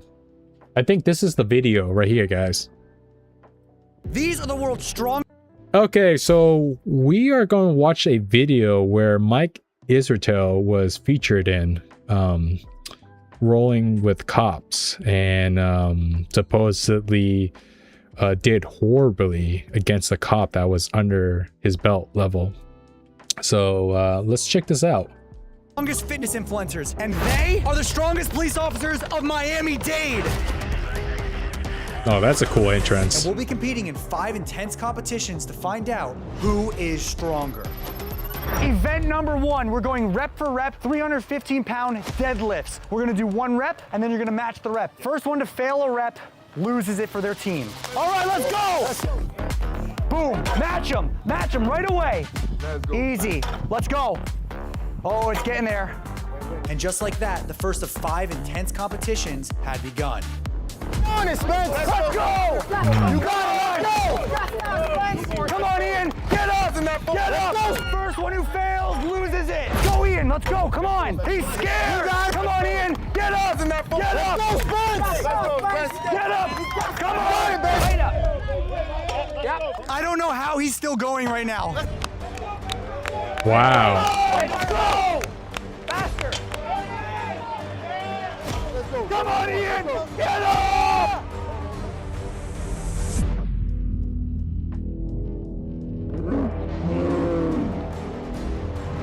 He's tough! Let's go! Rep it out! Rep it out! Rep it out! All day! You wanna know why we just won that? The reason we won that is because these fellas are ultra talented. But since we're bodybuilders and because this is Miami, we got that China white with us, baby. Woo! This is chalk. This is chalk. Sir, put your hands behind your back. Wait, I think he kind of wants this. 1-0. Team Fitness That's funny. Influencers. Next event.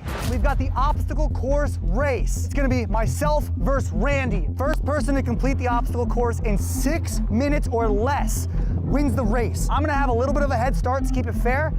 Yeah, I'm the bad guy he's got to chase. Let the games begin! My heart is beating, bro. Okay, I'm ready. Let's go, Jesse, baby. Woo!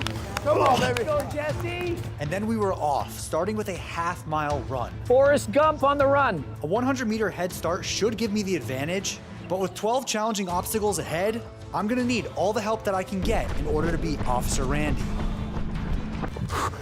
Oh my God, the weighted vest is horrible. Come on, Jesse. You got it.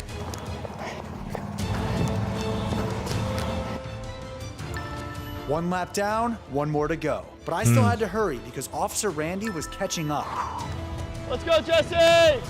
And fast. All right, Jesse, come on. Run's done. Let's go. I now had to tackle the obstacle course. Ooh.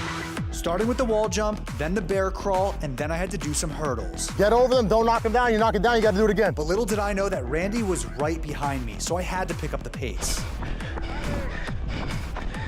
Through the cones, through the cones. And before I knew it, my lead was gone. Randy, now! Wow. At this point, Randy and I were neck and neck. So on my run to the dummy drag, I knew I was gonna have to fight for it. Let's go, baby. Come on, eat it. Up, up. Get up. Randy, take it to him. Let's go. Yeah. Take it from him, Randy. Take it. Come on, Jesse, fight for it. Take it, Randy. Take it from him, Randy. Get it in. Never. Bring it back. Come on, let's go. Take it, Randy. Let's go. So who's technically completing this right now?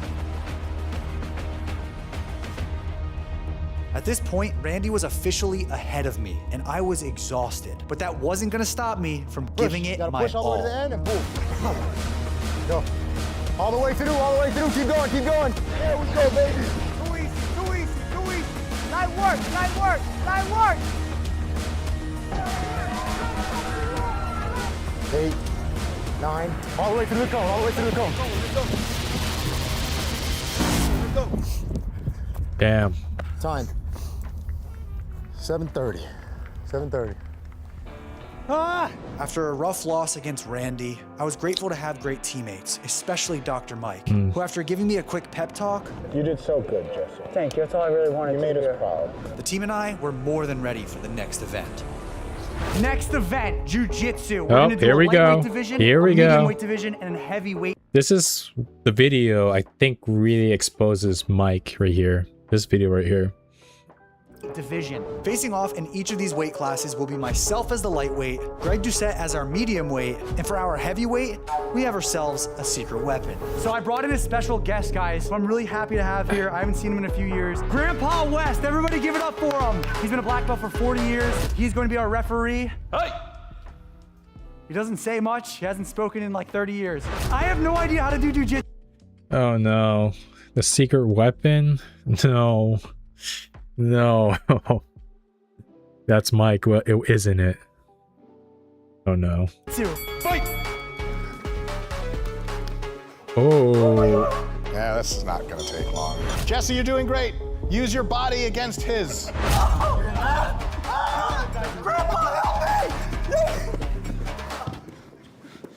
Don't touch my grandson. So is that's a W for us, right, Grandpa? Hey. Next up, Greg Doucette. Who's challenging Greg? I'll take the shot at the title. Whoa! I love that. Greg, what are your last words? Harder than last time. That's right, baby. Since I won the first match, if Greg wins his match as well, our team will win the jiu-jitsu competition. Jiu-jitsu harder than last time. Greg, Damn. are you breathing? What can I do? I need some turk. Greg, you're not natty. He's probably natty. Oh, we don't really know that, but he probably is. I think I'll be stuck here for an hour. 3 minutes. With only a few minutes left on the clock, Greg had to act fast if he wanted to secure the win for our team. Get the legs, Greg. Get the legs, Greg. How is Greg doing right now? I mean, for a person that has no athleticism, he's doing great. He just slapped him in the face. Oh! Oh! Oh, no! Armbar.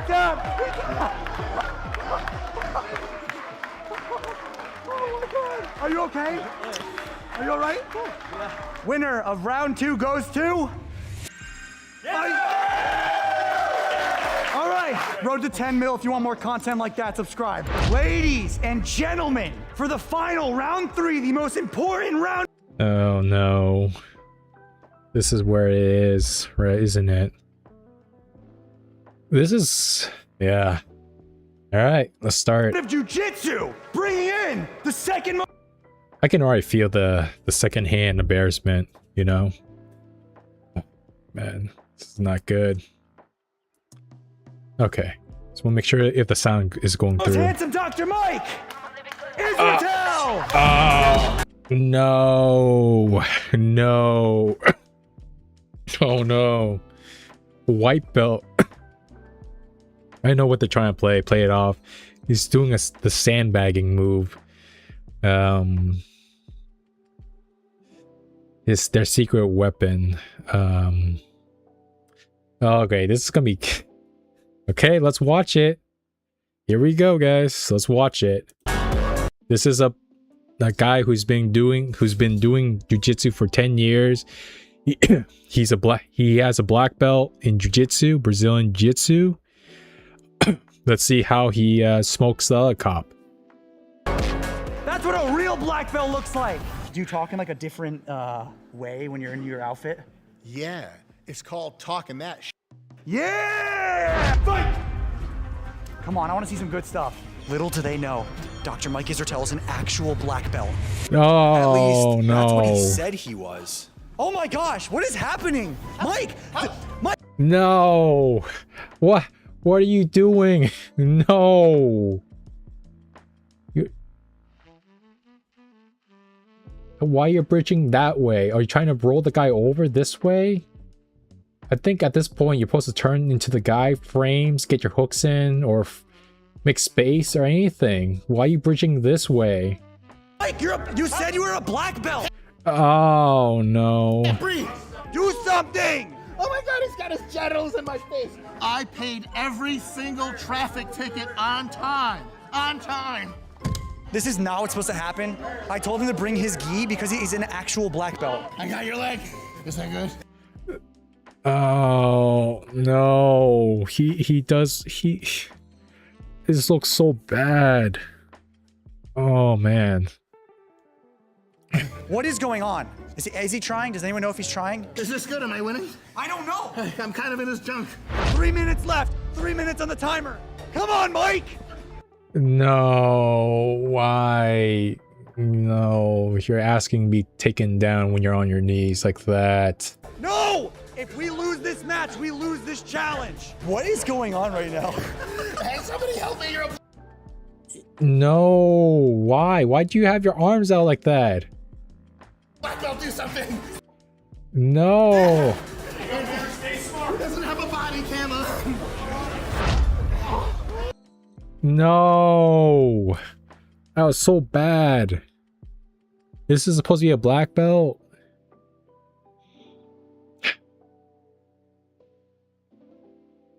Man.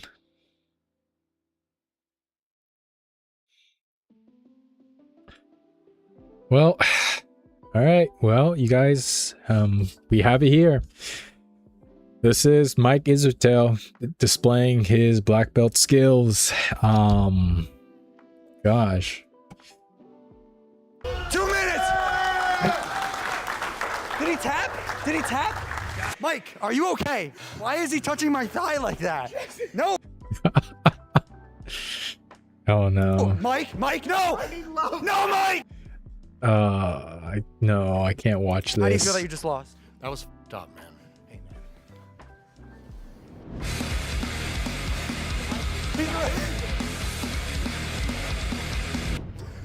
Grandpa, that was too far. Damn.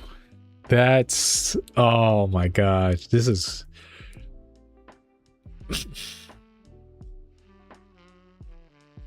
come on. Man. Oh, man. And the winner is police. Yay. Next Wow. event, 225-pound bench press for reps. Whoever gets the most reps wins. The second you put the weight back, or if you fail, you're done. You're gonna go for your team. We're gonna send up Jared, who's an elite powerlifter. How about you? Aren't you the face of this? How about you jump on the bench? Oh. You sound scared. You sound scared? Should I do it? I will go if we do a total of 2 members. So me plus my secret weapon, Jared, and one of you two, weasels. Hey, listen. Full lockouts, touch the chest every time, no bullshit. I know how you do when the body cams are off. 2, 3, 4. Full lockouts. 5, 6, 0, 0, 0. 18, 19. Full lockouts. Again. Come on, Don't touch it!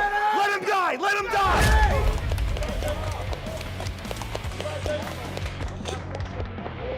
Woo! Go. 1, 2, 3, 4, 5, 6, 7, 8, 9, 10, 11. Hang in there. Nice. 15. Oh yeah, he's done. Let's go. Let's go. Ooh. Because this is a partner competition, Officer Spencer needed to get as many reps as possible in order to add to his team's total reps. 10. Solid. Just rack it, rack it, rack it! 11. Nice. Oh. 12? You better go right away. Nope. This is the ultimate tiebreaker of this challenge. With Jared going last, all he had to do was get at least 18 reps, which shouldn't be that hard for him. 13. 14. Oh, he's choking. Oh, no, he's not. 18, 19, 20. 22. Well, that was anticlimactic. Wow. No, he's just showing off. We got 37 reps total. They got 33 reps total. Therefore, we win this challenge. We're tied up. It is 2-2 on the official events. Let's go settle this. Next event, the Bearcat pull. One man versus a 23,000-pound truck. Who can pull it the fastest? Any last words? Let's go. All right, that sounds good. In 3, 2, 1, pull! Oh, it's barely moving. It's barely moving. 23,000-pound truck versus a 185-pound man. You have some competition, Eric. Slow down! Slow down! Get out! The truck has to go all the way. Holy crap. 3, 2, 1. You're good. Time! The time to beat, 53 seconds and 28 milliseconds. We got this! Because on our team, we've got a guy named Eric Janicki. Wow. A man so large that even the police are scared of him. In 3, 2, 1, go! Come on, Eric, dig! 270 pounds, dig! What are you doing, driver? God! Oh, timeout! This guy's fired! Get out! What'd they pay you? A lot of money. A lot of money? I'll double it. No. Yo, you see them? Yeah. If you don't cross quicker than them, family's gone. I don't know, is that too far? Is it too far? Shut up! We're drug testing all of you after this. Yeah! 3, 2, 1, go! Drive, drive, drive! 270! Drive! Wow. You got this, Eric. You got this. Low and drive the entire time. Low and drive. Come on! Dig! That voice like that? Yeah! You like that? Come on! Baby! Come on! I'm not even trying, dude! Time! Time! Time! You're good, you're good! Let's go! Eric Janicki, baby! Before we announce who just won, I do want to give a special shout out to everyone here for making this happen. We are raising money for charity for the POAT. First link in the description. Check it out, donate. I'll be donating myself. But now we'll find out who wins the entire event. Your time was 53 seconds. Our time was 60. I'm just kidding. 40! Let's go! Let's go! Let's go, baby! How you feel now? Turn around, put your hands Whoa! No, whoa, whoa, whoa! Subscribe! Stay relentless! Peace! Wow. That was a good video. I really liked it. It reminds me of that fitness Korean show. I forgot what it's called. It was on Netflix. There's like 3 seasons, I think. But yeah, no, it's always a fun challenge. Man. Yeah. Yeah, I could see it now. I could see this guy's not black belt. He's definitely not black belt. Don't get me wrong. If I ever rolled with Mike Isertel or a guy like him, his size and everything, if he lays on top of me, yeah, I'm not getting out. Like, you know, like weight and size and athleticism really plays in a role, like plays a role. No pun intended, but yeah. But I don't know, chat. Yeah, I don't know, guys. If you guys can send him chat right now, tell me what you think of Mike's Isratel's performance. You know, what do you think of it? Do you think it's up to standard of how a black belt should be? What belt rank do you think he should be? Anyways, that's crazy.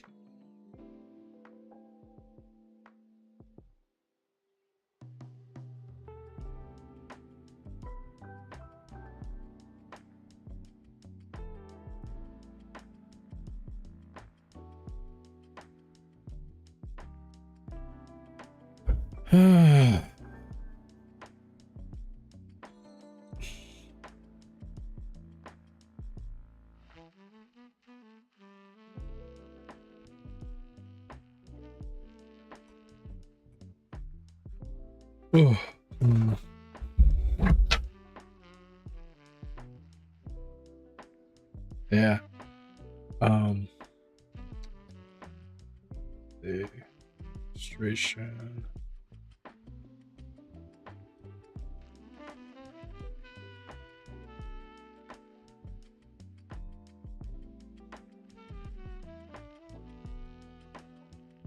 Oh man, it's been about 2 hours. So let's see. Wow. Okay, I've been streaming for about 2 hours. I don't know. That's pretty good. That's a new record. I'm still trying to get used to the streaming thing. But yeah, it's going good. It's like one of those things where I feel like, yeah, I can still talk everything. I mean, you have the professional streamers who can just keep talking and keep being engaged for 8 hours straight. 8 hours, which is insane to me. So hopefully one day, if I ever get big enough doing the stream thing, hey, hopefully that'll be the case. But right now, this is just like a hobby.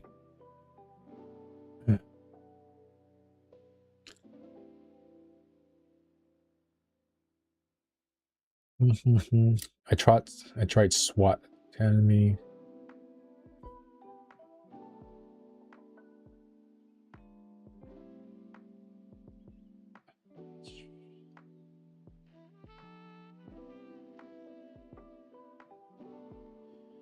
I don't know.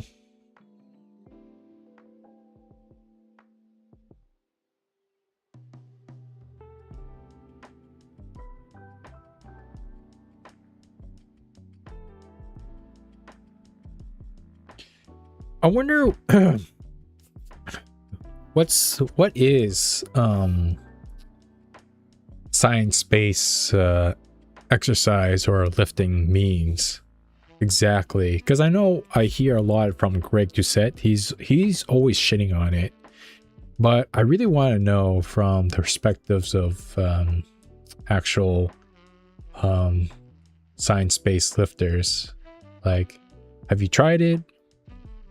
Did it work? Do you think you've got the best results versus if you were just doing the traditional lift to failure approach, you know, meathead, lift up and down, not think about the actual science of it, more of like, hey, you know, pick up weight, drop weight. It's whatever.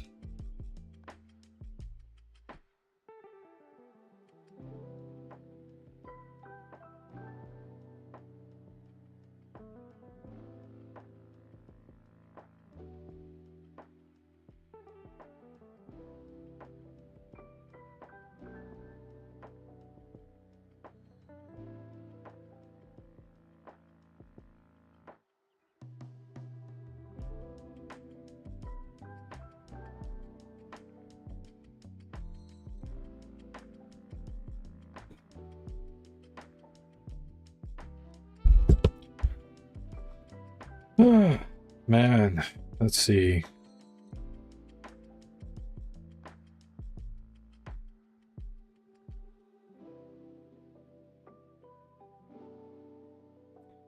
Mm-hmm.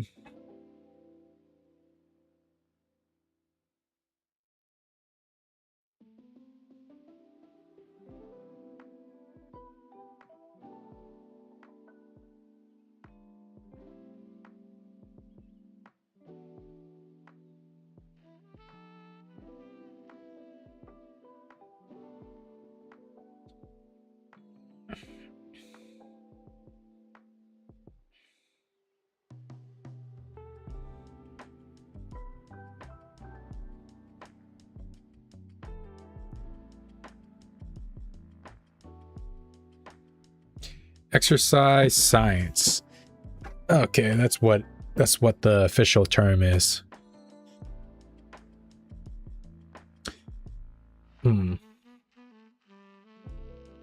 Well, guys, I got nothing else to do. No chatters yet. No chatters.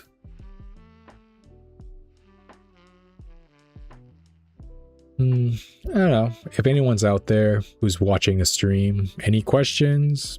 Anything? Anyone want to debate me on anything? I don't know. Or just chill. Just talk and chill.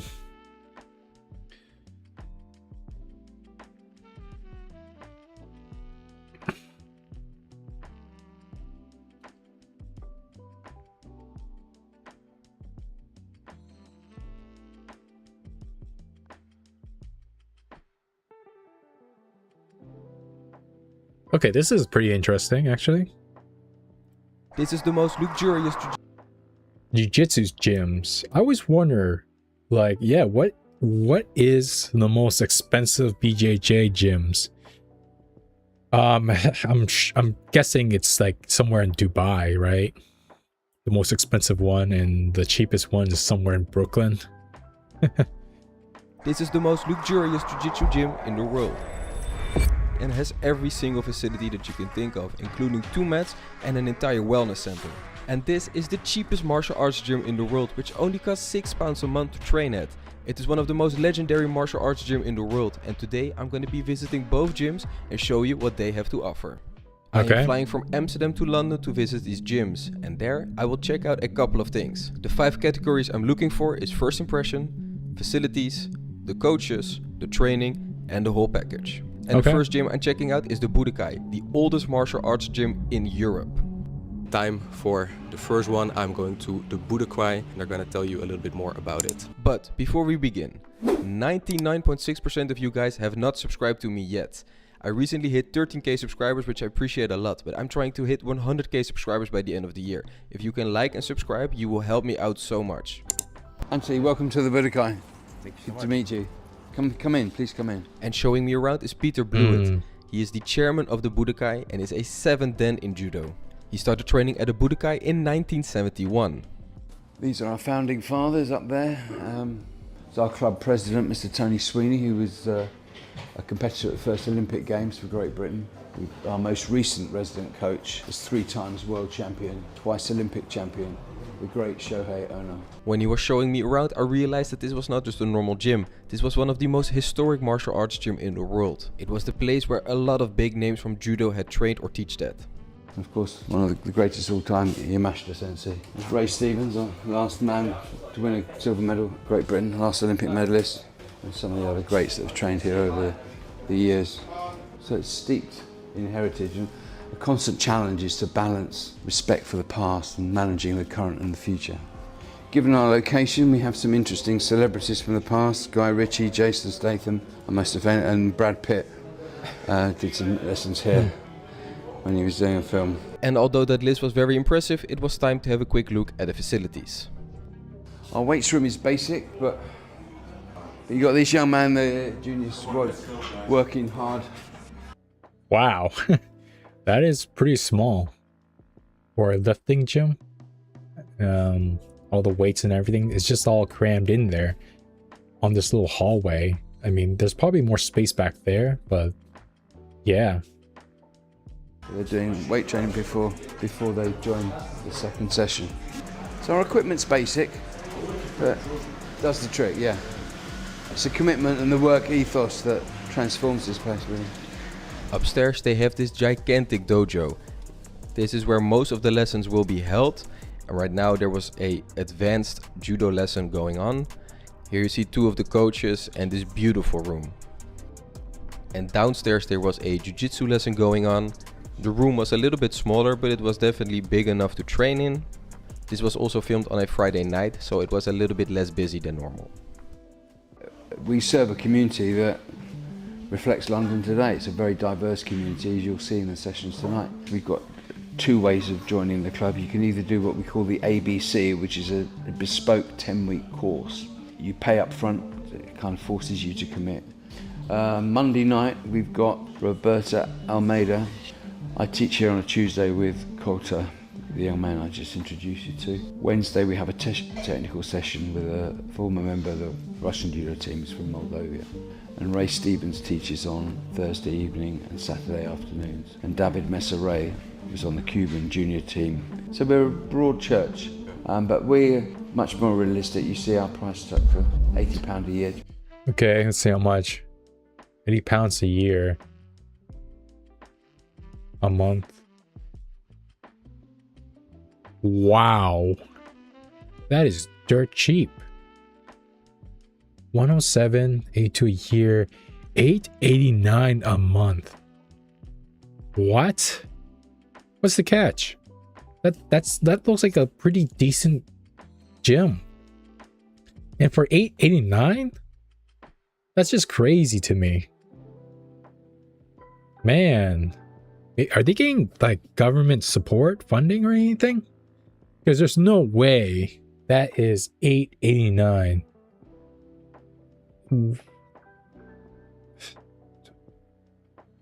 Man, really? Huh. Okay. To become a member. The men's changing room is functional. We've got decent showers, we've got a decent sauna. We saw the gym earlier, it's a bit basic, but... I mean, for my gym for a month, I pay like $135 a month. And that's pretty expensive. There's some gyms that go up to 200, right? And yeah. Wait, let me check one more thing. I think I forgot to check this. It's functional. We've got decent showers. We've got a decent sauna. We saw the gym earlier. It's a bit basic, but as you say, if you want to work hard, you can, and we still deliver results. Yeah, what made me very proud with Shohei Ono, who's... Okay, so I was thinking like, okay, well, if it's that cheap, maybe they're making it up for, uniforms. Like, do you notice that some gyms, like, for example, Gracie Barra gyms, which is like, you can find them around the world. But when you go to the gym, right, their gym, so you're paying $200 a month, and you have to wear their no-gi uniforms and their gi uniforms. No other gis are allowed. Which is like, and their gi is not cheap at all. It's like $100 or $150.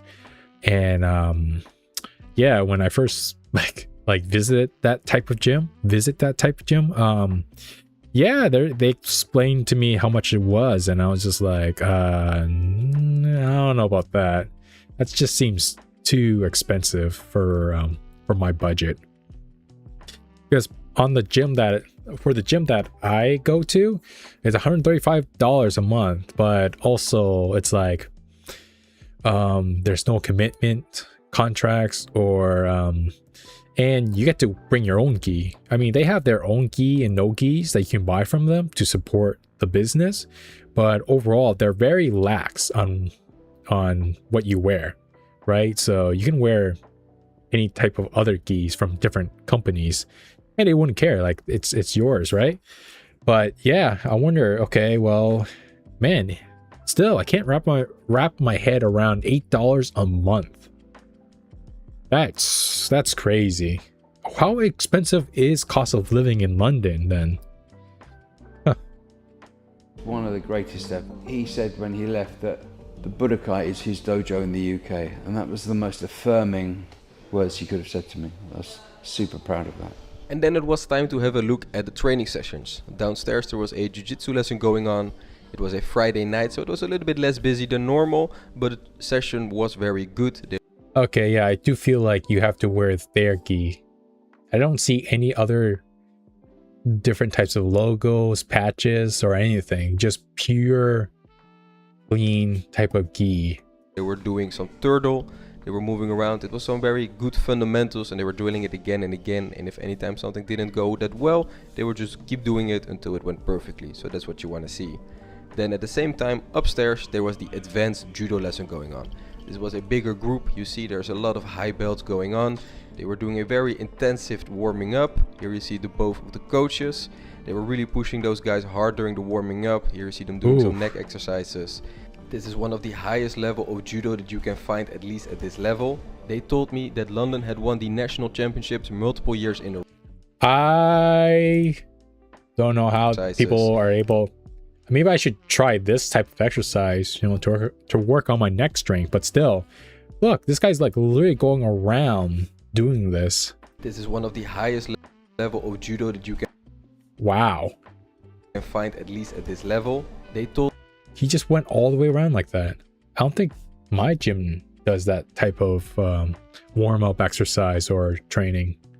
Told me that London had won the national championships multiple years in a row. So that tells you a lot already. Then it was time to keep training. So it's a really legit cheap place. High level, but cheap dirt. Cheap as dirt. That's, man, that's crazy. And they were doing some very technical stuff. I've never really trained purely judo. I've done judo in the gi, of course, during the jiu-jitsu lessons. Yeah. But seeing a real judo lesson was very cool to see, and the training they were doing, it kind of resembles it, but it was again very unique. So I'm just leaving now. I mean, this gym is something else.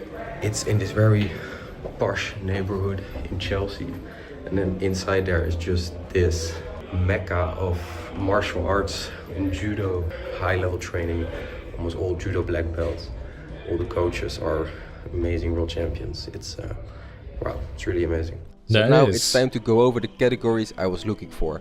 The first impression, I mean, it's amazing. This is like the mecca of judo, like I said. Every single big name has trained here or teached here. In terms of facilities, like Peter said himself, yeah, it's maybe a little bit basic, but if you want to work hard, you can do it here. They have everything you need. They have 2 mats, they have a gym, they have a sauna, and let's be honest, the room upstairs is very beautiful. In terms of coaches, they have many coaches, and they are all extremely qualified. They've all been at a really high level or are still competing at a very high level. In terms of training, they have pretty much everything. They have jiu-jitsu, they have judo, they have karate, yoga, and remember, it only costs £8 a month to train here. So it's the whole package, they have everything. That's extremely high level of training, a very beautiful building with a lot of high level coaches. And I think I found a clip that kind of summarizes what this gym is all about. It's not just run as a business, we like to think it's bigger than that. And we serve the community of Chelsea. It's our immediate locality, but people travel in from all over really, and that reflects London today. And then it was time to go to the next gym, Arma Jiu-Jitsu Club, one of the most luxurious jiu-jitsu clubs in the world. I am here at Arma Jiu-Jitsu Club, one of the more high-end jiu-jitsu clubs in the world. We're gonna have a quick look. So this is our coffee shop and like little cafe area. So you come in, the first thing you go is here, you're gonna check in for the lesson, and after that you What? go Yep. Yeah, and we're just getting set up so that you can like scan into your class, but we like the communal element of talking. They have a Starbucks in their gym? To our front of house team and everything when you're coming in and just hearing more about how everyone's day is going and everything. This is Sam. He's one of our head coaches here at Arma, and Anthony's going to be taking his class later today. Here we took the lift to go to the upper level to view the first facility. Okay. This is the only jiu-jitsu club that has a lift. I know. This is the workroom that they have. Here you can just sit, get some work done. What? What? No way. This is Maybe knock out some emails, whatever you have to do, you can do it here. wow. So this is literally speaking to me. Do jiu-jitsu, but I'm also like freaking like, hey, I love going to coffee shops and just sit down and do some quiet work, and this is like all in one place. Here you can pretty much work and Hey, look at this. This is all nice and furnished. Luxury. How much is this place? train at the same space, which is amazing. With a view of London. Yes, right near Clapham Common over there. Yeah. I mean, I don't know what kind of camera angle he's pointing at, but I don't really... I see this. Where's the view of London? And you guys opened this year in August, you said? August 1st. Wow. So it's just brand new and already going well with the people signing in? Yeah. We already had one member do 100 classes. Oh, that's impressive. It was crazy.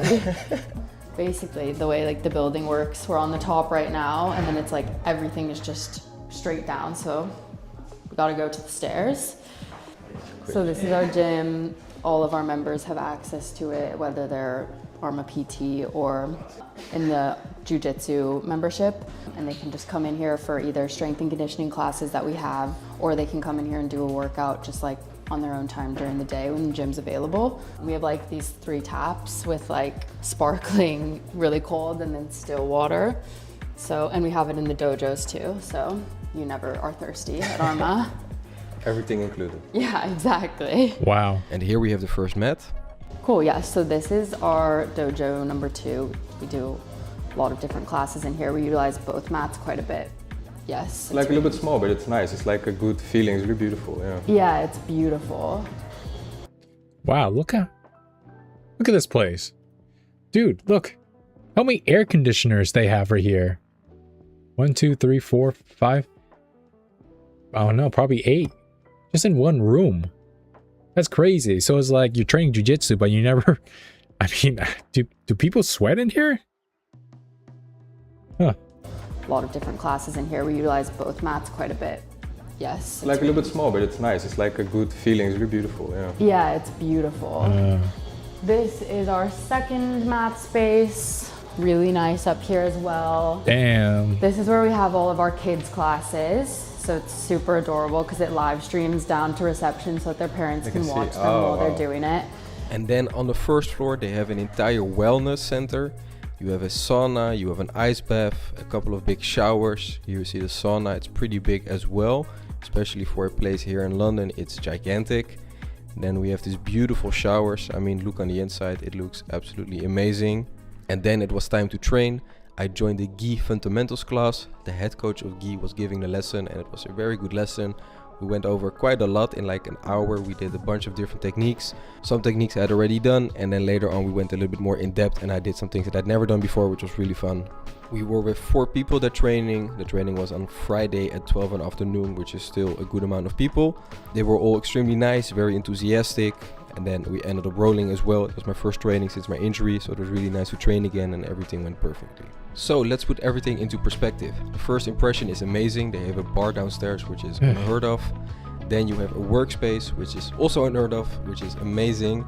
Then you have this beautiful gym. You can just go downstairs and you can have a quick session. They have 2 beautiful mats. It looks absolutely amazing in the old Japanese style. And then they also have a wellness center, a sauna, an ice bath, and everything that you could probably need. They have it in one space. They don't have one, but 15 world-class coaches in the gym. Wow. In gi, no gi, strength and conditioning, everything.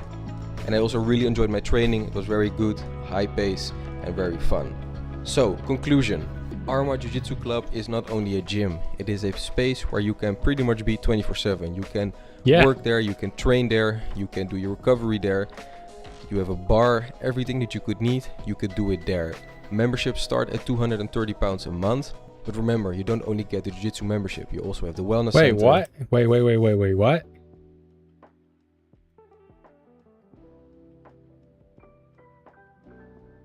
$309, nice. Oh. Okay, it's not bad. Okay, I thought okay, yeah, that makes sense. That makes sense. I was thinking it'd be like 1,000. I mean, well, like I thought it was gonna be like, yeah. But realistically, yeah, this gym should be around this price. That makes sense. 309. That's I mean, well, I pay $135 a month. So this is 3 times more of that. $300. Hey, if you have the money, yeah. It's honestly pretty worth it for that price. Yeah, I could see myself if I had a little more income to spare, then yeah, that would be worth it. £1 a month. But remember, you don't only get the Jiu-Jitsu membership, you also have the wellness center, you also have the gym, everything is included in the price. Alright, if you've liked this video, thank you guys so much. I have a different part coming out that looks a lot like this. It's the same concept, but a little bit different. I filmed both those videos today and flew in this morning, and now I'm filming something else tomorrow, so I have a lot of exciting stuff coming up. Thank you guys so much for watching the videos. I really appreciate all the support recently. I've been putting everything into this lately just to basically make the dream come true. I still have another job beside this. I still have a full-time life. This is basically, you have your 9 to 5 and your 5 to 9. This is my 5 to 9, and I just put everything into this. And I love doing it. So if you can help me out, you can like, subscribe, and do everything. I will really appreciate it. You're really helping me out. And see you next time. Oos. Man, that's crazy. That is crazy. Okay, well, that was fun. That was an interesting videos. Man, if I had to recall the time that the gyms that I've been to, that's not in the country of US, is Vietnam. And those gyms are pretty interesting. They have a good community. Jiu-Jitsu is really growing in Vietnam. I see more gyms opening up in Ho Chi Minh City, and especially in Da Nang or Hanoi. It's a growing art. And, over there, the price is not that bad. If I had to say, it's like about... If you go to like a gym in the countryside, I say it's like about like $20 a month, $25 a month. If you go to one in the city, okay, it's a little more expensive. I would say it would be like $50 to maybe $70 a month.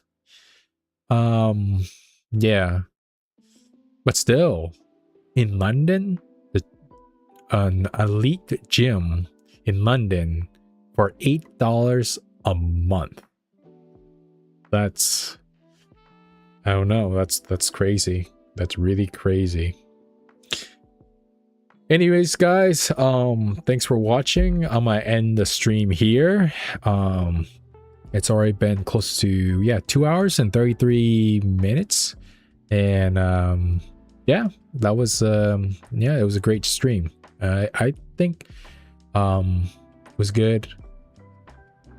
Hopefully you guys learn a lot, I guess, from my method.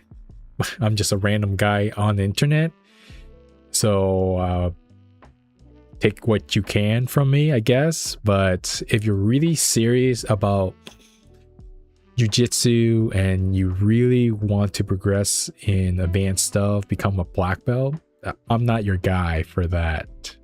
I think if you really want to be serious and be high level and elite, I think you should train at your gym at least 5 days a week.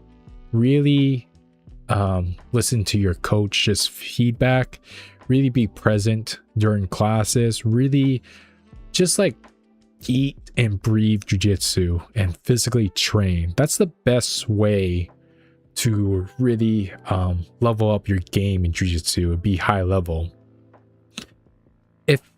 Okay, so I'm not that type of person to give you that advice, okay? Like, no, I can't make you a world champion because I'm not world champion and I don't plan to be a world champion.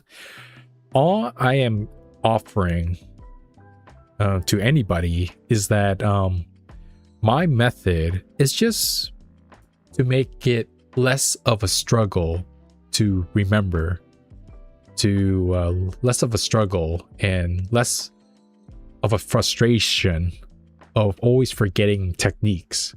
And especially to you guys who are working 9 to 5, who have a family, who have a lot of circumstances that probably prevents you from training jiu-jitsu, from preventing yourself from having actual fun in jiu-jitsu. Because let's be honest, training jiu-jitsu when you first start as a newbie beginner, you're gonna get ragdolled. And you know, that's normal, right? That's definitely normal if you're getting ragdolled and getting destroyed on the mats. But you know, there's gotta be some improvement over time, right? Like a sense of like, oh, I know what I'm doing now. I get what's being taught, and not always having to feel lost. Like you start to make sense of things. But the thing is that with jiu-jitsu, if you're not consistent enough, right? You're not consistent enough, then, and you're always getting destroyed all the time, then it's not fun. And people burn out quick. I give it like 3 months to the average person who walks into their jiu-jitsu class.